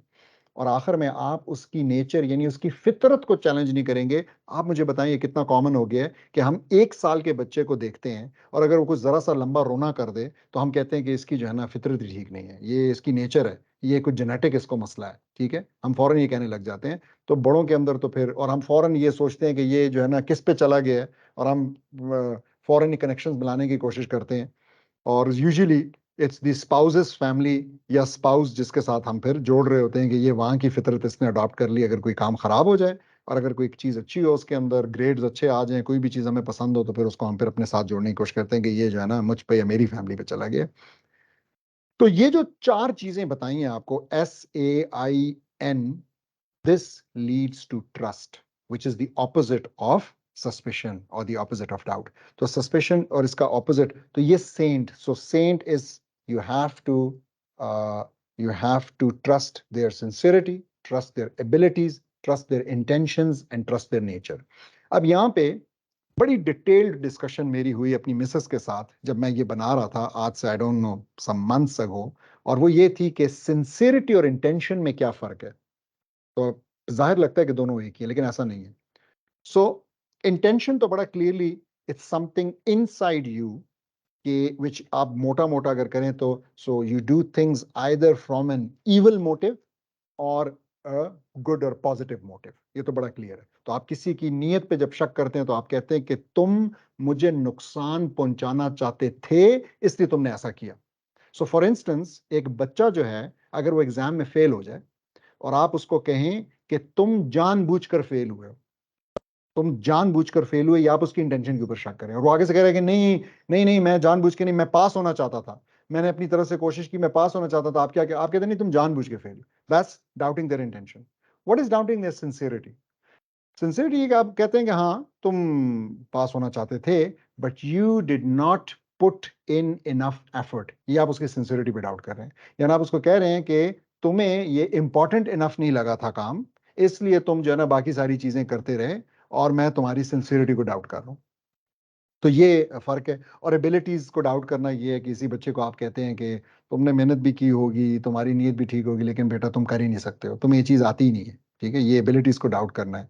और नेचर को तो मैंने आपको बता दिया। तो this is basically what we do. So this is the first thing जो कि हमारी पेरेंटिंग के अंदर होगी। और ये जो फर्स्ट थिंग है ये हम अक्सर औकात ये हम जाहिरी तौर पे नहीं करते।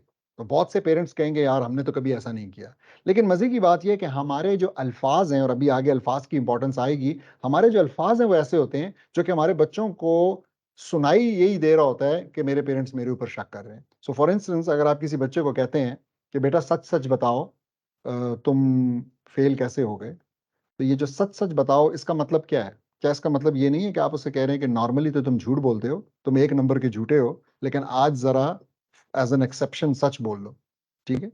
या जब हम बच्चों को कहते हैं कि कसम खाओ, कसम खाओ का क्या मतलब है? कसम खाओ का मतलब ये है कि नॉर्मली तुम झूठ बोलते हो और मुझे उम्मीद है कि तुम कसम के बाद झूठ नहीं बोलोगे। और फिर जब वो कसम खा लेते हैं तो हम फिर भी कहते हैं कि नहीं नहीं, ये तुमने झूठी कसम खाई है। So what level of trust are we giving our children? ठीक है, अब बाजार है, मुझे पता है बहुत से पेरेंट्स के सवाल होंगे कि अगर हमें पता है कि बच्चा जो है ना ऐसा कर रहा है तो फिर क्या होगा। सो इंशाल्लाह we will come to that in the question and answer session. फिर उसके बाद पैम्परिंग एक मसला है, बहुत ज़्यादा मसला है। पैम्परिंग को हम उर्दू में लाड कह सकते हैं। तो अगर आप माइंडफुल पेरेंट नहीं हैं, अगर आप जो है ना ये इन्फिनिट पेरेंटिंग वाली आपके अंदर सारा कॉन्सेप्ट नहीं है, तो आप जो है ना अपने बच्चे को पैम्पर कर रहे होंगे। और पैम्पर जो है ना, मैं कहता हूँ ये UFO है। तो 3 चीज़ें हैं बेसिकली। सो पहली चीज़ ये है कि अनड्यू फेवर। तो आप अपने बच्चे के मामले में फेवरेटिज्म करते हैं। सो फॉर इंस्टेंस, कहीं पे झगड़ा हुआ, बच्चे का झगड़ा हुआ, और आप आ गए और आपने अभी तक कुछ सुना ही नहीं, कुछ नहीं, और आपने कहा नहीं मेरे बच्चे की तो गलती हो ही नहीं सकती, मेरा बच्चा तो कभी ऐसा कर ही नहीं सकता। दिस इज अनड्यू फेवरेटिज्म, ठीक है, अनड्यू फेवरिंग। ये पहली चीज हो गई। दूसरी चीज हो गई फुलफिलिंग डिमांड्स। तो आपका बच्चा मांगता जा रहा है और आप करते चले जा रहे हैं। तो वो जो भी कहता है आप करते हैं। तो आपके बच्चे को ना सुनने की आदत नहीं है, इट्स वेरी डेंजरस, ठीक है। तो आपने अपने लिए ट्रबल्स कम करने के लिए पॉलिसी अपनाई है कि भाई जो भी कहेगा बस मैं मानता चला जाऊंगा। तो हुआ यही कि तकरीबन कोई 1 साल की उम्र में आपने उसको टैब दे दिया, 2 साल की उम्र में फिर मोबाइल फोन दे दिया, 3 साल की उम्र में फिर उसके पास अपना लैपटॉप आ गया, and it is carrying on. और वो जो है ना खाना जो है बगैर मोबाइल के खाना नहीं खा सकता। क्यों? क्योंकि ऐसे है। खाने के मामले में आपने सारी वो डिशेस जो है ना आउट कर दी जो उसको पसंद नहीं थी, और अब वो सिर्फ नगेट्स खाता है, सिर्फ चिप्स खाता है, थिंग्स लाइक दैट। तो वो यहाँ पे फुलफिलिंग डिमांड्स।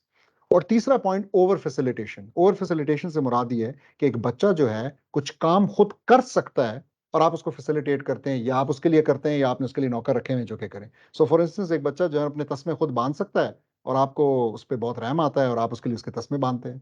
आपका बच्चा जो है ना अपने जूते खुद पॉलिश कर सकता है, अपनी इस्त्री खुद कर सकता है, लेकिन you keep on facilitating him और हर जस्ट क्योंकि आपको लगता है कि this is good parenting. No, it's not. ठीक है, और हम आगे चल के डिस्कस करेंगे इसको।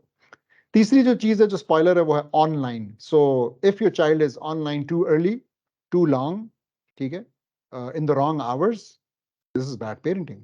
और again, if there is no framework, आपके पास कोई रूल नहीं होगा, कोई प्रिंसिपल्स नहीं होंगे घर के अंदर, और बच्चे जो हैं वो ऑनलाइन जाते होंगे अपनी मर्जी से, अपनी सोच से, विच इज वेरी डेंजरस। चौथी चीज है इंटिमिडेशन। इंटिमिडेशन का मतलब यह है कि आपका जो टूल है अपने बच्चों से अपनी बात मनवाने का, वो डराना धमकाना है। This is very poor parenting, ऐसा नहीं होना चाहिए। और this is, it leads to a disconnect between the parent and the child. It leads to personality issues, self esteem issues in the child. It leads to many other things. तो ये जो डराने धमकाने वाला काम है, ये नहीं होना चाहिए। और हम इंशाल्लाह डिस्कस करेंगे, खास तौर पे हम लास्ट जो मॉड्यूल है उसके अंदर जब हम प्रैक्टिकल रियलिटीज डिस्कस करेंगे, तो फिर हम इस किस्म के इश्यूज भी देखेंगे कि इसी फ्रेमवर्क के जरिए वो कैसे हल हो सकते हैं। फिर उसके बाद लैंग्वेज। लैंग्वेज में दो चीजें हैं, एंड आई नो कि इस पे भी फिर बड़े सवाल होंगे, लेकिन number one, mother tongue. Please don't deprive your children of their mother tongue. जो पहली जबान है पेरेंट्स की, जो पहली जबान है माँ की, जो पहली जबान है बाप की, बच्चों के साथ आपको वही बोलनी चाहिए। और उसकी सिंपल सी एक बहुत सी वजूहत हैं, मैंने इस पे भी इंशाल्लाह एक आर्टिकल लिखना है क्योंकि मुझे बहुत से लोगों ने कहा है, लेकिन बड़ी सिंपल सी वजह मैं बता दूं कि हमारी जो वोकैबुलरी है वो एक फॉरेन लैंग्वेज के अंदर चंद 100 वर्ड्स या 1000, 1500, 2000 वर्ड से ज्यादा नहीं होती है। इट्स वेरी डिफिकल्ट, बहुत मुश्किल है लोगों के लिए अपनी वोकैबुलरी बढ़ाना। तो और जो अपनी जबान होती है उसके अंदर 10,000 से ऊपर, कभी कभी करीबन 20,000 वर्ड्स की वोकैबुलरी होती है। और खास तौर पे फॉरेन लैंग्वेज में आपको वो जो वर्ड्स इमोशंस के लिए होते हैं, कनेक्शन के लिए होते हैं, वो जो प्यार मोहब्बत के लिए होते हैं, वो लफ्ज आपको नहीं आते। ठीक है, वो जेस्चर्स आपको, मैं अक्सर मिसाल देता हूं कि हमारे लोगों को अभी तक ये नहीं पता कि हम उर्दू में जब कहते हैं कि मैं खफा हो गया हूं या बच्चा खफा हो गया है, तो इसको इंग्लिश में कैसे कहते हैं। तो हमारे ज्यादातर पेरेंट्स अभी तक यही कहते हैं कि जी I am sad from you. ठीक है, हालांकि सैड जो है वो उदास है, खफा नहीं है, और ये दोनों फर्क चीजें हैं। तो दिस जस्ट टू एक्सप्लेन कि आप, you can not get across emotions in a foreign language. इसी तरीके से अगर आपने ये इंग्लिश बोलने वाला जो आर्जा लाहक है इस वक्त आपको भी हो गया, तो आपके बच्चे अनफॉर्चुनेटली इस मुल्क के लिए वो ऑलमोस्ट डिसफंक्शनल हो जाएंगे। वो अपने नाना नानी से बात नहीं कर सकेंगे, दादा दादी से बात नहीं कर सकेंगे, वो घर में मुलाजमों के साथ बात नहीं कर सकेंगे, वो कल कलां को अपनी किसी टीम में बात नहीं कर सकेंगे, उनको यहाँ के जोक्स, यहाँ का ह्यूमर समझ में नहीं आएगा, यहाँ की पॉलिटिक्स उनको नहीं समझ में आएगी। सो this is a huge issue. तो नंबर 1 पॉइंट हो गया। नंबर 2 पॉइंट लैंग्वेज के ऊपर। लैंग्वेज, लीडरशिप इज लैंग्वेज, ये किताब का टाइटल है, leadership is language, the hidden power of words. तो अब मैं आपको बताता हूं कि पेरेंटिंग इज लैंग्वेज। अगर आपने सही पेरेंटिंग करनी है तो you have to use your tongue and your words wisely. आपके वर्ड्स आपके बच्चे को मेक भी कर सकते हैं और ब्रेक भी कर सकते हैं। सो आप जो है इस जबान को चाहें तो मरहम के तौर पे भी इस्तेमाल कर सकते हैं, और चाहें तो एक ऐसे तीर और एक ऐसे निश्तर के तौर पे इस्तेमाल कर सकते हैं जो कि एग्जैक्ट जाके उसके जख्म के बीच में लगे। And many parents have mastered that art, they always hit the bulls आई। तो इसमें बहुत ख्याल करने की जरूरत है। उसके बाद एजुकेशन। अब आप सोचेंगे कि माइंडलेस पेरेंटिंग में एक स्पॉइलर एजुकेशन कैसा है। भाई एजुकेशन शायद एक one of the biggest spoilers है। वो कैसे? वो इस तरीके से कि एजुकेशन के ऊपर जितनी ऑब्सेशन है हमारे पेरेंट्स की, खासकर एशियन पेरेंट्स की, इसकी कोई और मिसाल नहीं मिलती है। So they are really, and that means they would rather risk losing their child, but they would not want to risk a bad grade, yeah, a missed opportunity of an admission to a medical college, or whatever their dreams are. तो ये जो education के मामले में बच्चों को, या खासकर एजुकेशन के नाम पे ग्रेड्स के मामले में और एक खास फील्ड के मामले में जो आप सोच चुके हैं, जितना पागल बनाया हुआ है, this is very dangerous. Learning should have been the focus. हम इन्फिनिट की बात कर रहे हैं, learning should have been the focus, ना कि ये जो मैट्रिक्स हैं। हाँ, मैट्रिक्स हमारे लिए एक एक कंपस का काम करते हैं, हम इससे उनकी प्रोग्रेस को गेज करते हैं, लेकिन ये अपने आप में एक एंड गोल नहीं है। ठीक है, तो ये बड़ा इंपॉर्टेंट। और फिर इसके बाद सेकंड लास्ट है रिवॉर्ड्स। तो रिवॉर्ड्स की जो पेरेंटिंग है ये भी कोई अच्छी पेरेंटिंग नहीं है, और इस पे भी अक्सर सवाल आता है। तो एक सवाल का तो मैं पहले ही यहाँ पे जवाब देने की कोशिश करूंगा कि देखें, रिवॉर्ड्स की पेरेंटिंग अच्छी पेरेंटिंग नहीं है। आपका बच्चा सही काम सही रीजन के लिए करना चाहिए, ना कि रिवॉर्ड के लिए। अगर वो रिवॉर्ड के लिए करने लग गया तो फिर वो गलत काम भी रिवॉर्ड के लिए करेगा।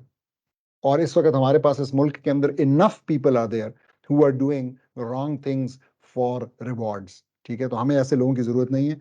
तो हम चाहते हैं कि हमारे बच्चे जो हैं वो सही काम, अगर एक काम अल्लाह की खुशनुदी के लिए करना है तो उसको पता होना चाहिए। ये थोड़ा सा उस वाय से भी कनेक्ट होता है, तो बच्चों के अंदर भी वो वाय डालने की जरूरत है। तो रिवॉर्ड्स के लिए नहीं। यहाँ पे अक्सर एक सवाल आता है, मैं रेस कर देता हूँ, लेकिन क्योंकि टाइम शॉर्ट है तो मैं Q&A के लिए छोड़ देता हूँ कि अगर किसी ने कहा कि हाँ सर बताएं तो फिर मैं बता दूंगा। तो और वो ये आता है कि अल्लाह सुब्हाना ताला भी तो हमें रिवॉर्ड्स का ही एक लिहाज से लालच देते हैं, या हमें बताते हैं और हमें कहते हैं रिवॉर्ड्स का।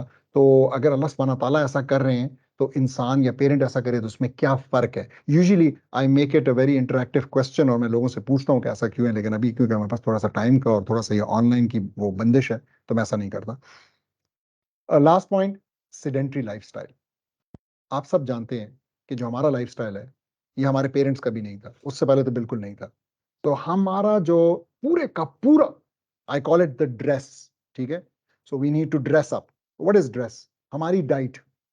हमारी डाइट क्या है? हमारी डाइट जो है ना वो प्लांट बेस्ड नहीं है, वो प्लांट बेस्ड है। ठीक है, तो प्लांट यानी कि वो पौधे से नहीं आती है, बल्कि प्लांट वो कहीं फैक्ट्री से आती है। तो हम जो है ना, हम जंक फूड, हम क्या कहेंगे उसको, रेडीमेड, रेडी टू कुक और ऐसा फूड, इस पे मैं बहुत डिटेल में बात कर सकता हूँ। लेकिन अगेन इसका भी मैं देखूंगा, अगर शायद कुछ थोड़ा सा रीडिंग में डाल दूं। एक चीज़ मैंने तैयार की हुई है, लिखी हुई है। तो हमारे डाइट्स के बहुत सीरियस इश्यूज हैं, we need to sort them out. हमने अपने बच्चों को ऑलमोस्ट हैंडीकैप कर दिया है कि वो आधी सब्जियां नहीं खाते, ठीक है, आधे किस्म के खाने जो है हमारी क्विजीन के वो नहीं खाते, और जो फेवरेट फूड है वो तो उनका बिल्कुल ही जो है ना यही कुछ कॉन्टिनेंटल या कोई फास्ट फूड टाइप का, कुछ थोड़ा सा चाइनीज, ये उनके फूड्स बन चुके हैं। एंड वी नो कि जो चीज़ बाजार में बनती है वो कितनी, उसके अंदर क्या क्या केमिकल्स होते हैं, उसके अंदर क्या क्या प्रिजर्वेटिव्स होते हैं, ठीक है, वो कितनी हमारी जेब के ऊपर कितनी भारी होती है। तो दैट्स अ वेरी रॉटन लाइफस्टाइल। और उसके अंदर हेल्दी कोई चीज़ नहीं होती, उसके अंदर फाइबर नहीं होता, उसके अंदर प्रोटीन्स नहीं होंगे, ठीक है, और उसके अंदर जो इंग्रेडिएंट्स इस्तेमाल हुए होंगे वो बड़े खराब किस्म के होंगे। तो डाइट का बहुत सीरियस इशू है, जो कि अगेन कंट्रीब्यूट कर रहा है हमारे हमारे पेरेंटिंग चैलेंजेस में। दूसरा, रूटीन। रूटीन का भी हर घर के अंदर इशू है, मेरे घर के अंदर भी इशू है। ठीक है, टाइम पे सोना, टाइम पे जागना, ये नहीं हो पा रहा। ठीक है, बहुत ही मुश्किल से हो रहा है। और अगर बहुत मुश्किल से आप ड्यूरिंग द वीक कर लेते हैं तो वीकेंड पे आके सब कुछ फिर से गड़बड़ हो जाता है, और मंडे जो है ना फिर बहुत ज्यादा चैलेंजिंग बन जाता है। तो हमें अपने रूटीन को ठीक करना है, और रूटीन को ठीक करने का सबसे आसान तरीका ये है कि अपने रूटीन को स्ट्रक्चर करें together with the prayer timings. नमाज के औकात के साथ अपने रूटीन को सेट करें, और जब इशा की नमाज हो जाए तो wind down and try to sleep. सर्दियों में बहुत जल्दी होता है तो उसके बाद आप बेशक कुछ काम कर सकते हैं, लेकिन गर्मियों में द बेस्ट टाइम है इसके, बस इशा हो गई एंड यू स्लीप। और इसी तरीके से कोशिश ये करनी है इसमें भी, रूटीन, इसके रूटीन के मामले में, कि फजर के बाद के टाइम से, वो बड़ा बरकत वाला टाइम होता है, फायदा उठाना है। और बच्चों को भी आदत डालनी है कि फजर के बाद ना सोया करें। फिर उसके बाद आप ये करेंगे तो आप नेक्स्ट पॉइंट पे भी अमल कर सकेंगे, विच इज एक्सरसाइज। तो आप जानते हैं कि हमारे से पहले वाली जनरेशन को एक्सरसाइज की कोई जरूरत नहीं थी, क्योंकि उनके डेली रूटीन के अंदर इट वाज एम्बेडेड। हमें आज ये प्रॉब्लम्स है, हमें जो है ना ओबिसिटी का बहुत बड़ा चैलेंज है, अपने बच्चों के हवाले से, अपने हवालों से हमें जो है वो डियाबिटीज का बहुत बड़ा चैलेंज है, हमें हार्ट डिजीज का बहुत बड़ा चैलेंज है। और ये आदतें शुरू से बनती हैं। जो बच्चा अपने माँ बाप को देखता है कि एक्सरसाइज भी एक जुज है, एक डेली रूटीन का एक पार्ट है, एक रुकन है, वो फिर वो कर सकता है। जिसने नहीं देखा उसके लिए करना बहुत मुश्किल होता है। I'll make it short। और फिर इसी तरीके से सनशाइन, आप एक्सरसाइज करेंगे, आपका बच्चा करेगा, आपकी बच्ची करेगी, तो फिर उसको सनशाइन के इश्यूज नहीं होंगे। Sunshine is a huge problem. अगर धूप नहीं लग रही है, सिर्फ विटामिन डी का मसला नहीं है। विटामिन डी तो एक चीज है, it affects your hormones, it affects your mood, it affects your growth, it affects everything. कितनी बीमारियां हैं, हत्ता कि कैंसर भी, जो कि विटामिन डी की कमी की वजह से होता है। और सनशाइन हमारी खवातीन, हमारी बच्चियों के लिए और ज्यादा इंपॉर्टेंट है, इसलिए क्योंकि if they are covered, if they are usually inside the house, तो हमें इस बंदोबस्त करने की जरूरत है कि वो कैसे इसको हासिल कर सकती हैं। We have to push them कि वो किसी तरीके से खासकर सुबह के टाइम वो जाएं पार्क के अंदर और उनको एक्सपोजर मिले सनशाइन का। And the last thing, dress के अंदर जो है वो स्लीप है, तो स्लीप की इंपॉर्टेंस भी आप सब जानते हैं। और फिर रात की स्लीप की इंपॉर्टेंस, स्लीप ये नहीं है कि आप सारी रात जागते रहे, which is very common unfortunately these days, और फिर किसी तरीके से फजर के बाद सो गए और फिर 1-1:30 बजे तक आप सोते रहे। नहीं, ये डेंजरस है, इसमें दिमाग नहीं डेवलप होता, इसमें जो है ना हार्मोन्स रेगुलेट प्रॉपरली नहीं होते, and it is very very dangerous. तो ये वो चंद चीज़ें हैं जो कि जो स्पॉयलर्स हैं, अगर हम प्रॉपर तरीके से अपने वाई को पेरेंटिंग के नहीं पहचानेंगे और इसको इनफ सीरियस नहीं लेंगे, तो जिनका हमें सामना करना पड़ेगा। तो यहाँ पे मैं इसका आज का अगेन एक रीकैप, तो हमने आज ये जो फ्रेमवर्क है जिसके ये 6 main why, how, when, where, who, what जो है, इस फ्रेमवर्क के अंदर हमने आज जो पहला है जिसको यहाँ बोल्ड किया उसको हमने डिस्कस किया, which was why to even bother, और हमने वो स्पॉयलर्स भी डिस्कस किया और हमने एडिक्ट भी डिस्कस किया कि ये क्यों हमारे लिए ज्यादा चैलेंजिंग है। तो before I and and go move over to the question and answer session, एक छोटा सा रिमाइंडर यहाँ दे दूं कि इंशाल्लाह अगर आप लोगों के इस अभी तक इस प्रोग्राम से, इस वर्कशॉप से फायदा हुआ है, तो आप इसको शेयर करें अपने फ्रेंड सर्कल्स के अंदर। मैं एक पोस्ट बना के व्हाट्सएप के ऊपर लगा दूंगा जो कि फिर आप लोग शेयर कर सकेंगे। और उसमें ये पॉइंट है कि इंशाल्लाह हमने इरादा ये किया है कि क्योंकि बहुत से लोग बाद में आए हैं, कुछ से पहला मिस हुआ है, कुछ से इवन अगर आप अभी अपने फैमिलीज को बताएंगे और वो आना चाहेंगे तो उनसे 2 सेशंस मिस हो चुके हैं। तो हम इन 2 सेशंस का मेकअप रखना जा रहे हैं, मोस्ट लाइकली ऑन फ्राइडे और ऑन सैटरडे आफ्टरनून। तो इस सेशन, अगले सेशन अगले हफ्ते में, पहले हम 1 और 2 का एक रिकैप कर देंगे, एक उसका एक ही सेशन में हम उन दोनों को खत्म कर देंगे, मे बी 1 आवर या 1.5 आवर के सेशन के अंदर। और उसके बाद फिर वो हमारे साथ सैटरडे के नॉर्मल सेशन को ज्वाइन करेंगे, तो उनका कोई भी नुकसान नहीं हुआ होगा और वो हमारे साथ नॉर्मली वो कर सकेंगे। तो आप ज़रूर जो मैं पोस्ट बनाऊंगा उसको शेयर कीजिएगा, अपने सोशल मीडिया वगैरह के ऊपर शेयर कीजिएगा, ताकि लोग जो हैं वो इसको ज्वाइन कर सकें। सो कोर्स कंटेंट की तरफ आते हैं। That's the last slide. तो हमने अब मॉड्यूल 1 कर लिया है, which was what is parenting framework and how is it unique, और हमने मॉड्यूल 2 भी कर दिया, द व्हाई ऑफ पेरेंटिंग, और इंशाल्लाह अगली दफा फिर हम देखेंगे कि how much to bother and when to start. तो ये जो 2 चीजें हैं हम इंशाल्लाह नेक्स्ट टाइम कवर करेंगे। तो जज़ाकल्लाह खैर everyone for being here and for being so attentive and for being so interactive। आप लोगों के जवाबात वगैरह भी हमें मिले। तो now I open the floor for Q&A, और अगर क्योंकि टाइम हमने थोड़ा सा ज्यादा लिया, तो if anybody wants to leave just feel free to leave। जज़ाकल्लाह खैर। अस्सलाम वालेकुम जी। I would like to ask the same question जो आपने छोड़ दिया था कि अल्लाह भी तो रिवॉर्ड्स के जरिए इंसान को कोई भी चीज के लिए मोटिवेट करता है, तो फिर पेरेंट्स क्यों नहीं? काइंडली इसका जवाब दे दीजिए। जी बिल्कुल, मैं देता हूँ। अच्छा, ऐसा है कि इसको समझने में मुझे बहुत दिक्कत आई थी और इसीलिए मैं ये बताता भी हूँ। तो maybe it's not easy to explain, लेकिन I try to make it easy. और बड़ा ह्यूज फर्क है। देखें, अल्लाह सुब्हाना ताला जब हमें किसी रिवॉर्ड का कहता है, तो जो भी बंदा उस रिवॉर्ड की लालच में कुछ कर रहा है, वो बंदा है जो कि उस रिवॉर्ड में और अल्लाह ताला में बिलीव करता है। ऐसा ही है। और जिसका जितना मजबूत ईमान होगा, उतना ज्यादा उसको अपने सामने वो रिवॉर्ड नजर आएगा। तो इसका मतलब ये है कि असल में आप रिवॉर्ड के लिए नहीं, या रिवॉर्ड आपकी मोटिवेशन कम और आपका ईमान जो है वो आपकी मोटिवेशन ज्यादा है। यानी अगर कोई बंदा बहुत बड़े बड़े काम करता है, अपनी जान की बाजी लगा देता है जन्नत की खातिर, तो हम उसको नीचा नहीं देख सकते कि इसने ये जन्नत के लिए की है। असल में हम ये कहेंगे कि माशाल्लाह, he was someone who truly believed in जन्नत, और इतना उसने बिलीव किया कि उसने इस चीज के लिए लेट्स से अपनी जान दे दी। ठीक है, और कोई भी ऐसी चीज। लेकिन दुनिया के रिवॉर्ड्स में ऐसा नहीं है। दुनिया के रिवॉर्ड्स में आप एक चीज के लिए ऐसा कर रहे होते हैं, उसमें ये ईमान वाला कॉन्सेप्ट नहीं है।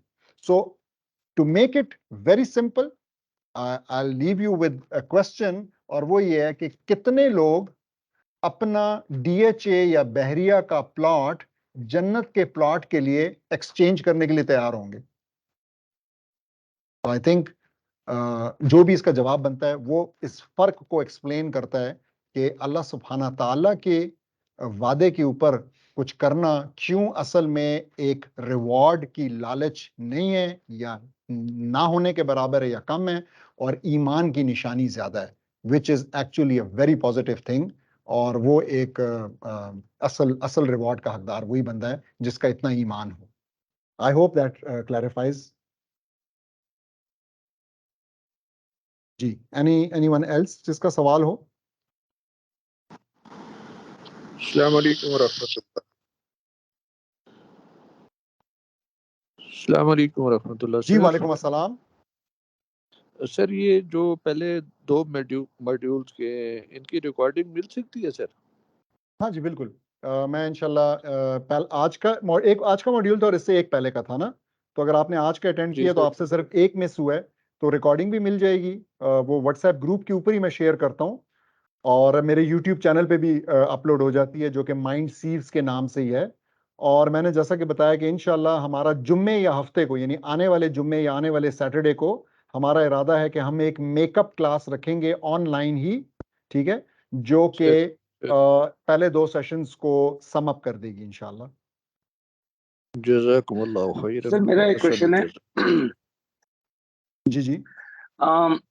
सर आई डोंट नो कि इतनी बड़ी ऑडियंस में इस तरह का सवाल पूछना चाहिए या नहीं पूछना चाहिए, तो मेरी माजरत, और मेरा सवाल सिर्फ आपसे ही है और आप ही से समझना चाह रहा हूँ। जब आप ये कहते हैं कि रिवॉर्ड की जो अभी आपने एक्सप्लेनेशन दी है, जन्नत में भी डिफरेंट लेवल है, हिरार्की है।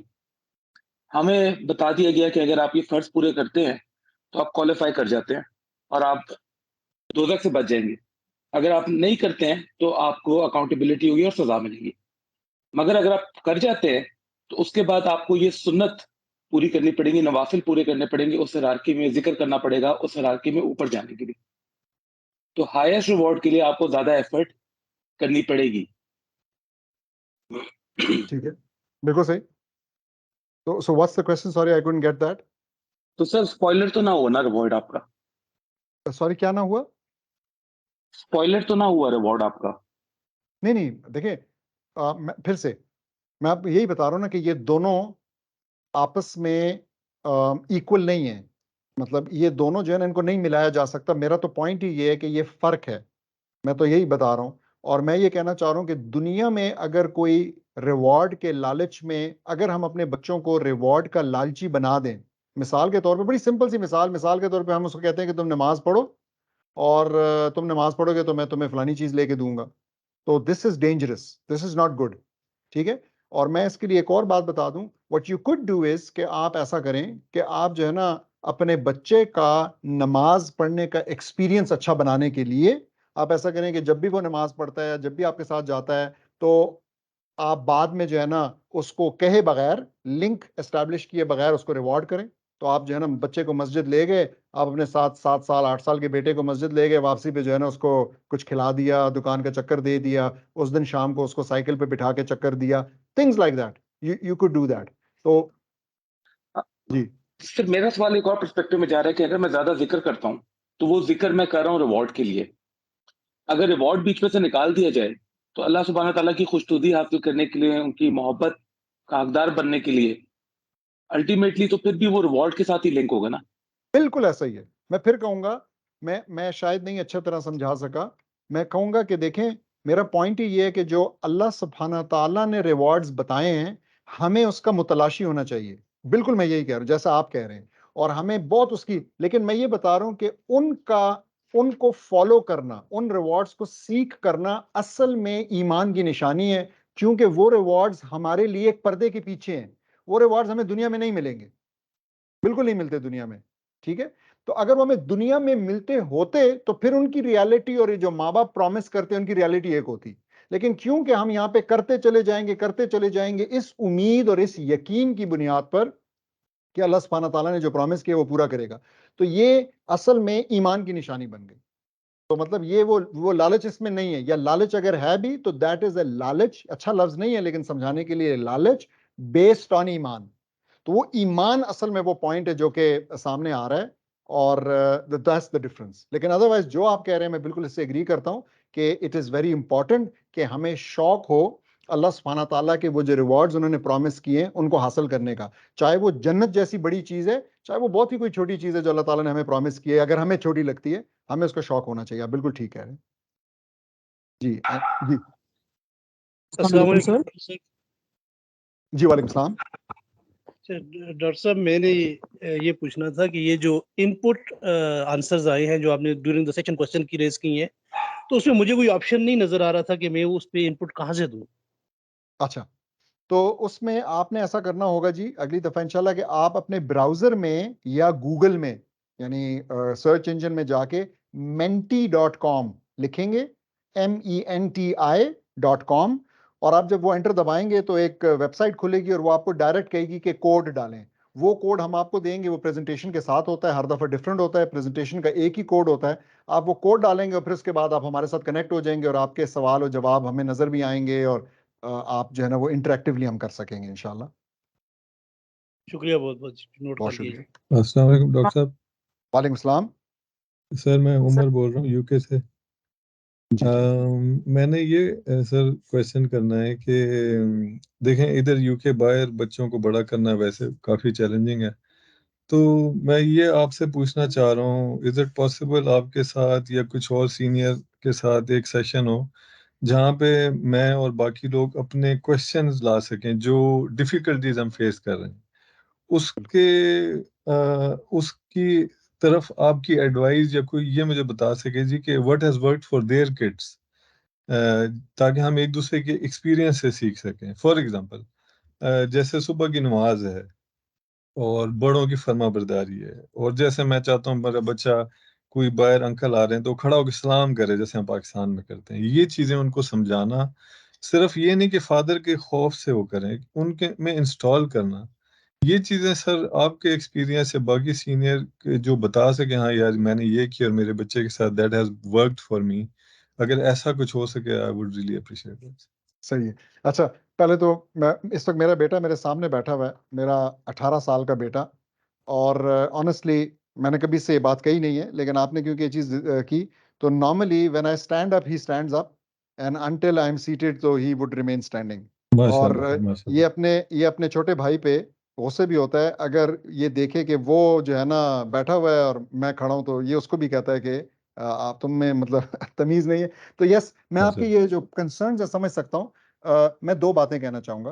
पहले, जो आपने कहा तो यस, व्हाई नॉट, मैं सजेस्ट करूंगा कि आप इसकी ऑर्गेनाइजेशनल जिम्मेदारी ले लें। मिसाल के तौर पे आप एक व्हाट्सएप ग्रुप बना लें अपना, अपने यूके के साथियों का, उसमें मुझे ऐड कर लें और उसमें हम कोई टाइम तय कर देंगे और उसके बाद हम एक सेशन, दो सेशन, जितने भी चाहिए होंगे लगा लेंगे। वो तो कोई मसला ही नहीं है। लेकिन साथ में आपको एक बात कह दूं, मैं जरूर, और मैं डिस्कस करना इसलिए भी चाहूंगा और सुनना चाहूंगा कि मुझे मजीद पता चले कि हाँ जी, मैं तो जब यूरोप में रहा था तो दैट वाज टिल 2015 लास्ट मेरा चक्कर जो वहां का लगा था। तो उसके बाद से मैं काफी डिस्कनेक्टेड हूँ। तो आई रिसेंटली रियलाइज कि इट्स बिन 8 इयर्स और मेरे ख्याल में रियलिटी और भी चेंज हो चुकी होगी। तो मुझे तो ये फायदा भी हो जाएगा। लेकिन मैं आपको ये बता दूं कि देखें, there is no quick fix, quick fixes नहीं है, ठीक है। यस, हमारी जो डिस्कशन होगी कि उसको इंशाल्लाह फायदा निकलेगा, आपको पॉजिटिव फायदा होगा, लेकिन overall what you need to do is a complete revamp.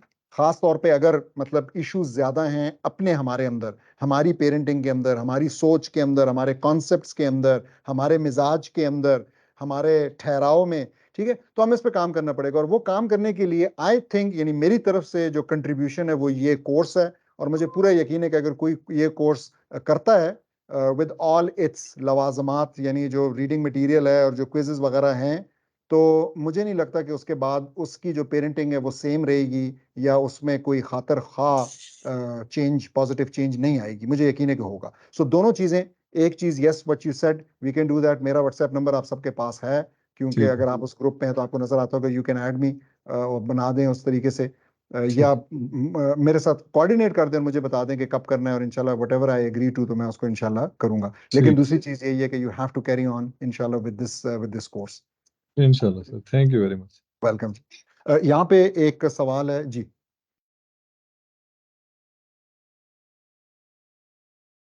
जी अस्सलाम वालेकुम। वालेकुम सलाम। थोड़ा सा ऑनलाइन वाले भाई रुक जाएं, तो हमारे यहाँ पे फिजिकली एक सिस्टर का सवाल है, वो अगर आपको आवाज नहीं आ रही तो मैं उनका सवाल रिपीट भी कर दूंगा जी।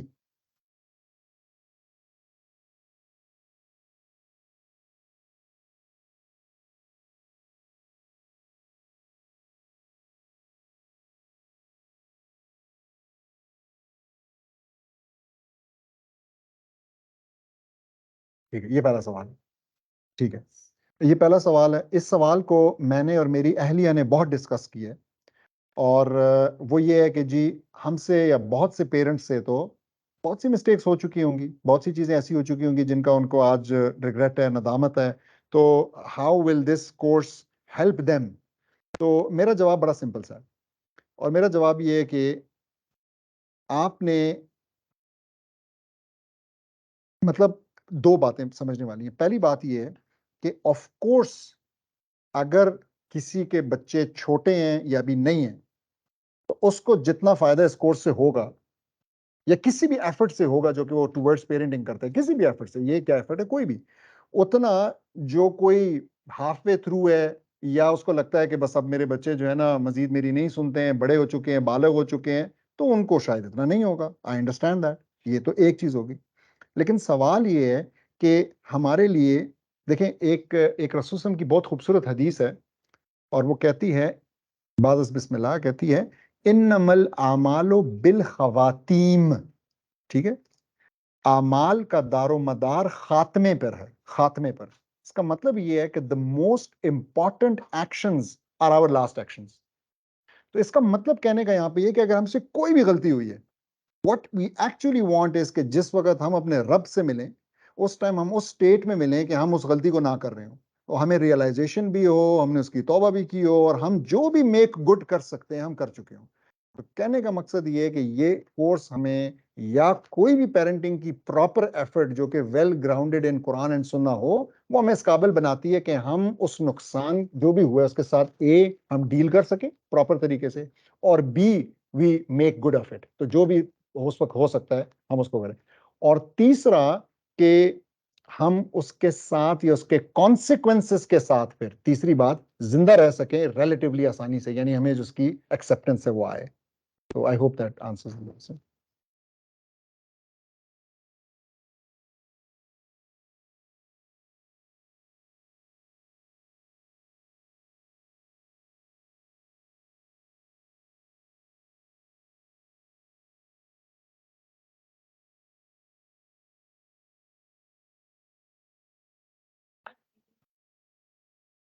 When you are working towards the higher goal of Jannah, it is Allah's raza that depends. Your success depends on His raza, not on what you have done. एक इमाम है, एक शेख हैं, अल्लाह ताला उनको जन्नत नसीब करे, वो इस दुनिया में अब नहीं है। तो वो एक बहुत ही खूबसूरत तरीके से ये बात करते थे, और वो ये कहते थे कि एक मुसलमान जो है ना, उसकी ज़िंदगी की मिसाल इस कॉन्टेक्स्ट में जो आपने अभी रेफर किया, उसकी ज़िंदगी की मिसाल जो है ना परिंदे की तरह है। और परिंदे को जैसे उड़ने के लिए दोनों पर चाहिए होते हैं, इसी तरीके से एक मुसलमान हर वक्त एक खास स्टेट के बीच में होता है, और वो स्टेट ये है कि उसको अल्लाह ताला से पनिशमेंट का शदीद डर भी है, और दूसरी तरफ उसको अल्लाह सुब्हानहू ताला से बख्शिश की शदीद उम्मीद भी है।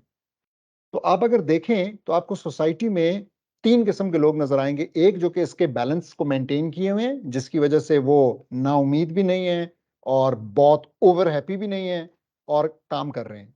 ठीक है, फिर आपको एक तरफ नजर आएंगे वो लोग जो कि कहते हैं ओ जी अल्लाह ने बख्श ही देना है, और कुछ भी नहीं कर रहे, they are not worried, they are unserious. ठीक है, और फिर आपको तीसरे नजर आएंगे जो कहते हैं कि यार भाई बात सुनो, जो भी कर लेना कुछ नहीं बनना। ठीक है, तो मतलब ये है कि वो इस तरीके से नाउमीद है, यानी कि वो ये सोच बैठे हैं कि अल्लाह सुब्हानहू ताला ने इतने सख्त हमारे लिए क्राइटेरिया रखे हैं और इतनी सख्ती होगी कि हम, तो ये बड़ा डेंजरस है, ये दोनों साइड्स बड़ी डेंजरस। सो आई एग्री, आप बिल्कुल सही कह रही हैं कि अपने बच्चों को रेस करते हुए हमने उनको जो है ना इसी परिंदे वाली मिसाल के साथ रेस करना है कि उनको समझ में आए कि एक तरफ अल्लाह सुब्हानहू ताला की बख्शिश की उम्मीद है, दूसरी तरफ अल्लाह सुब्हानहू ताला की जो है ना शदीदुल इकाब होने की जो बात है वो है। और हम इंशाल्लाह कोशिश करें कि हम इन दोनों को, ये दोनों जो है ना हमें ऊंचा उड़ाने का बायस बने, ना कि नीचे गिराने का। आमीन जी। If there are no other questions online.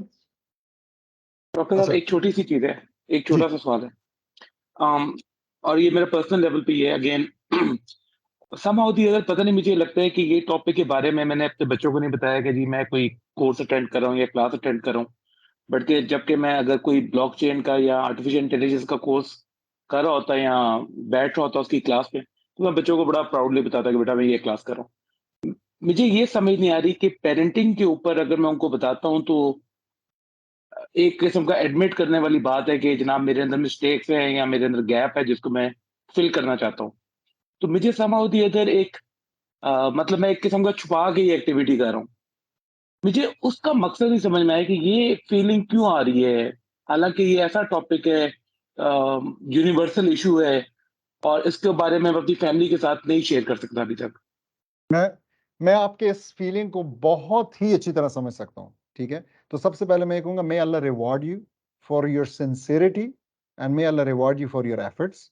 और इसमें कोई ऐसी गलत बात नहीं है, लेकिन मैं आपको बताता हूँ, आपने पूछा मुझे ये फीलिंग क्यों आ रही है। आपको पता है ये फीलिंग मेनली इसलिए आ रही है क्योंकि अभी आप अपनी अंडरस्टैंडिंग में सेटल नहीं हुए।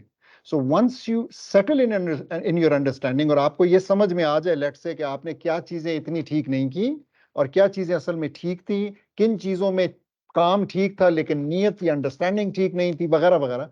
वंस यू अंडरस्टैंड दैट, इंशाल्लाह by the end of module 10, तो उसके बाद फिर मैं आपको खुद कहूंगा या आप खुद भी यही कहेंगे कि अब मैंने जाने और बच्चों के साथ बात करनी है और जहां पे माफी तलाफी करनी है वहां पे आप खुद जाके कहेंगे कि ये मुझसे गलतियां हुई हैं, ठीक है, और ये मुझे नहीं करना चाहिए था and it was because of this lack of understanding, और बेटा तुम लोगों ने ये गलतियां नहीं करनी है, वगैरह वगैरह। और जो चीजें आपने ठीक की हैं, चाहे उनको नहीं भी अच्छी लगी और आपकी पेरेंटिंग के अंदर ठीक थी, वो आप उनको बताएंगे कि बेटा मैंने शायद उस टाइम पे रीजंस तुम लोगों को सही नहीं दिए थे, but actually what I was doing was very much the right thing to be done.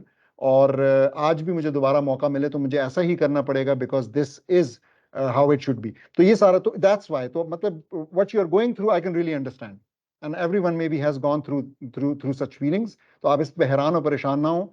तो बस जस्ट आपने थोड़ा सा ये, अब 8 हफ्ते रह गए हैं, इसका इंतजार करना है एंड देन इंशाल्लाह you can discuss, you will be discussing it with them इंशाल्लाह। ठीक है जी, चलें, आई होप के आवाज भी आ गई थी सबको। और तो जज़ाकल्लाह खैर, बहुत लेट हो गया, I am sorry for that again. और हम इंशाल्लाह फिर ऐसा करेंगे कि सैटरडे को एक तो हम अपने टाइम पे मिलेंगे, इसी टाइम पे इसी लिंक के थ्रू मैं दोबारा भी शेयर कर दूंगा, लेकिन साथ में आप लोगों से जो रिक्वेस्ट मैंने किया तो मैं एक पोस्ट बना के और वो शेयर कर दूंगा ताकि लोग इस जिन्होंने अभी तक नहीं ग्रुप को ज्वाइन किया वो ग्रुप को ज्वाइन करके और फिर जो मेकअप क्लास हम रखने जा रहे हैं पहले 2 मॉड्यूल्स की, उसको वो अटेंड कर लें। ठीक है, जज़ाकल्लाह खैर and see you all next week. अस्सलाम वालेकुम।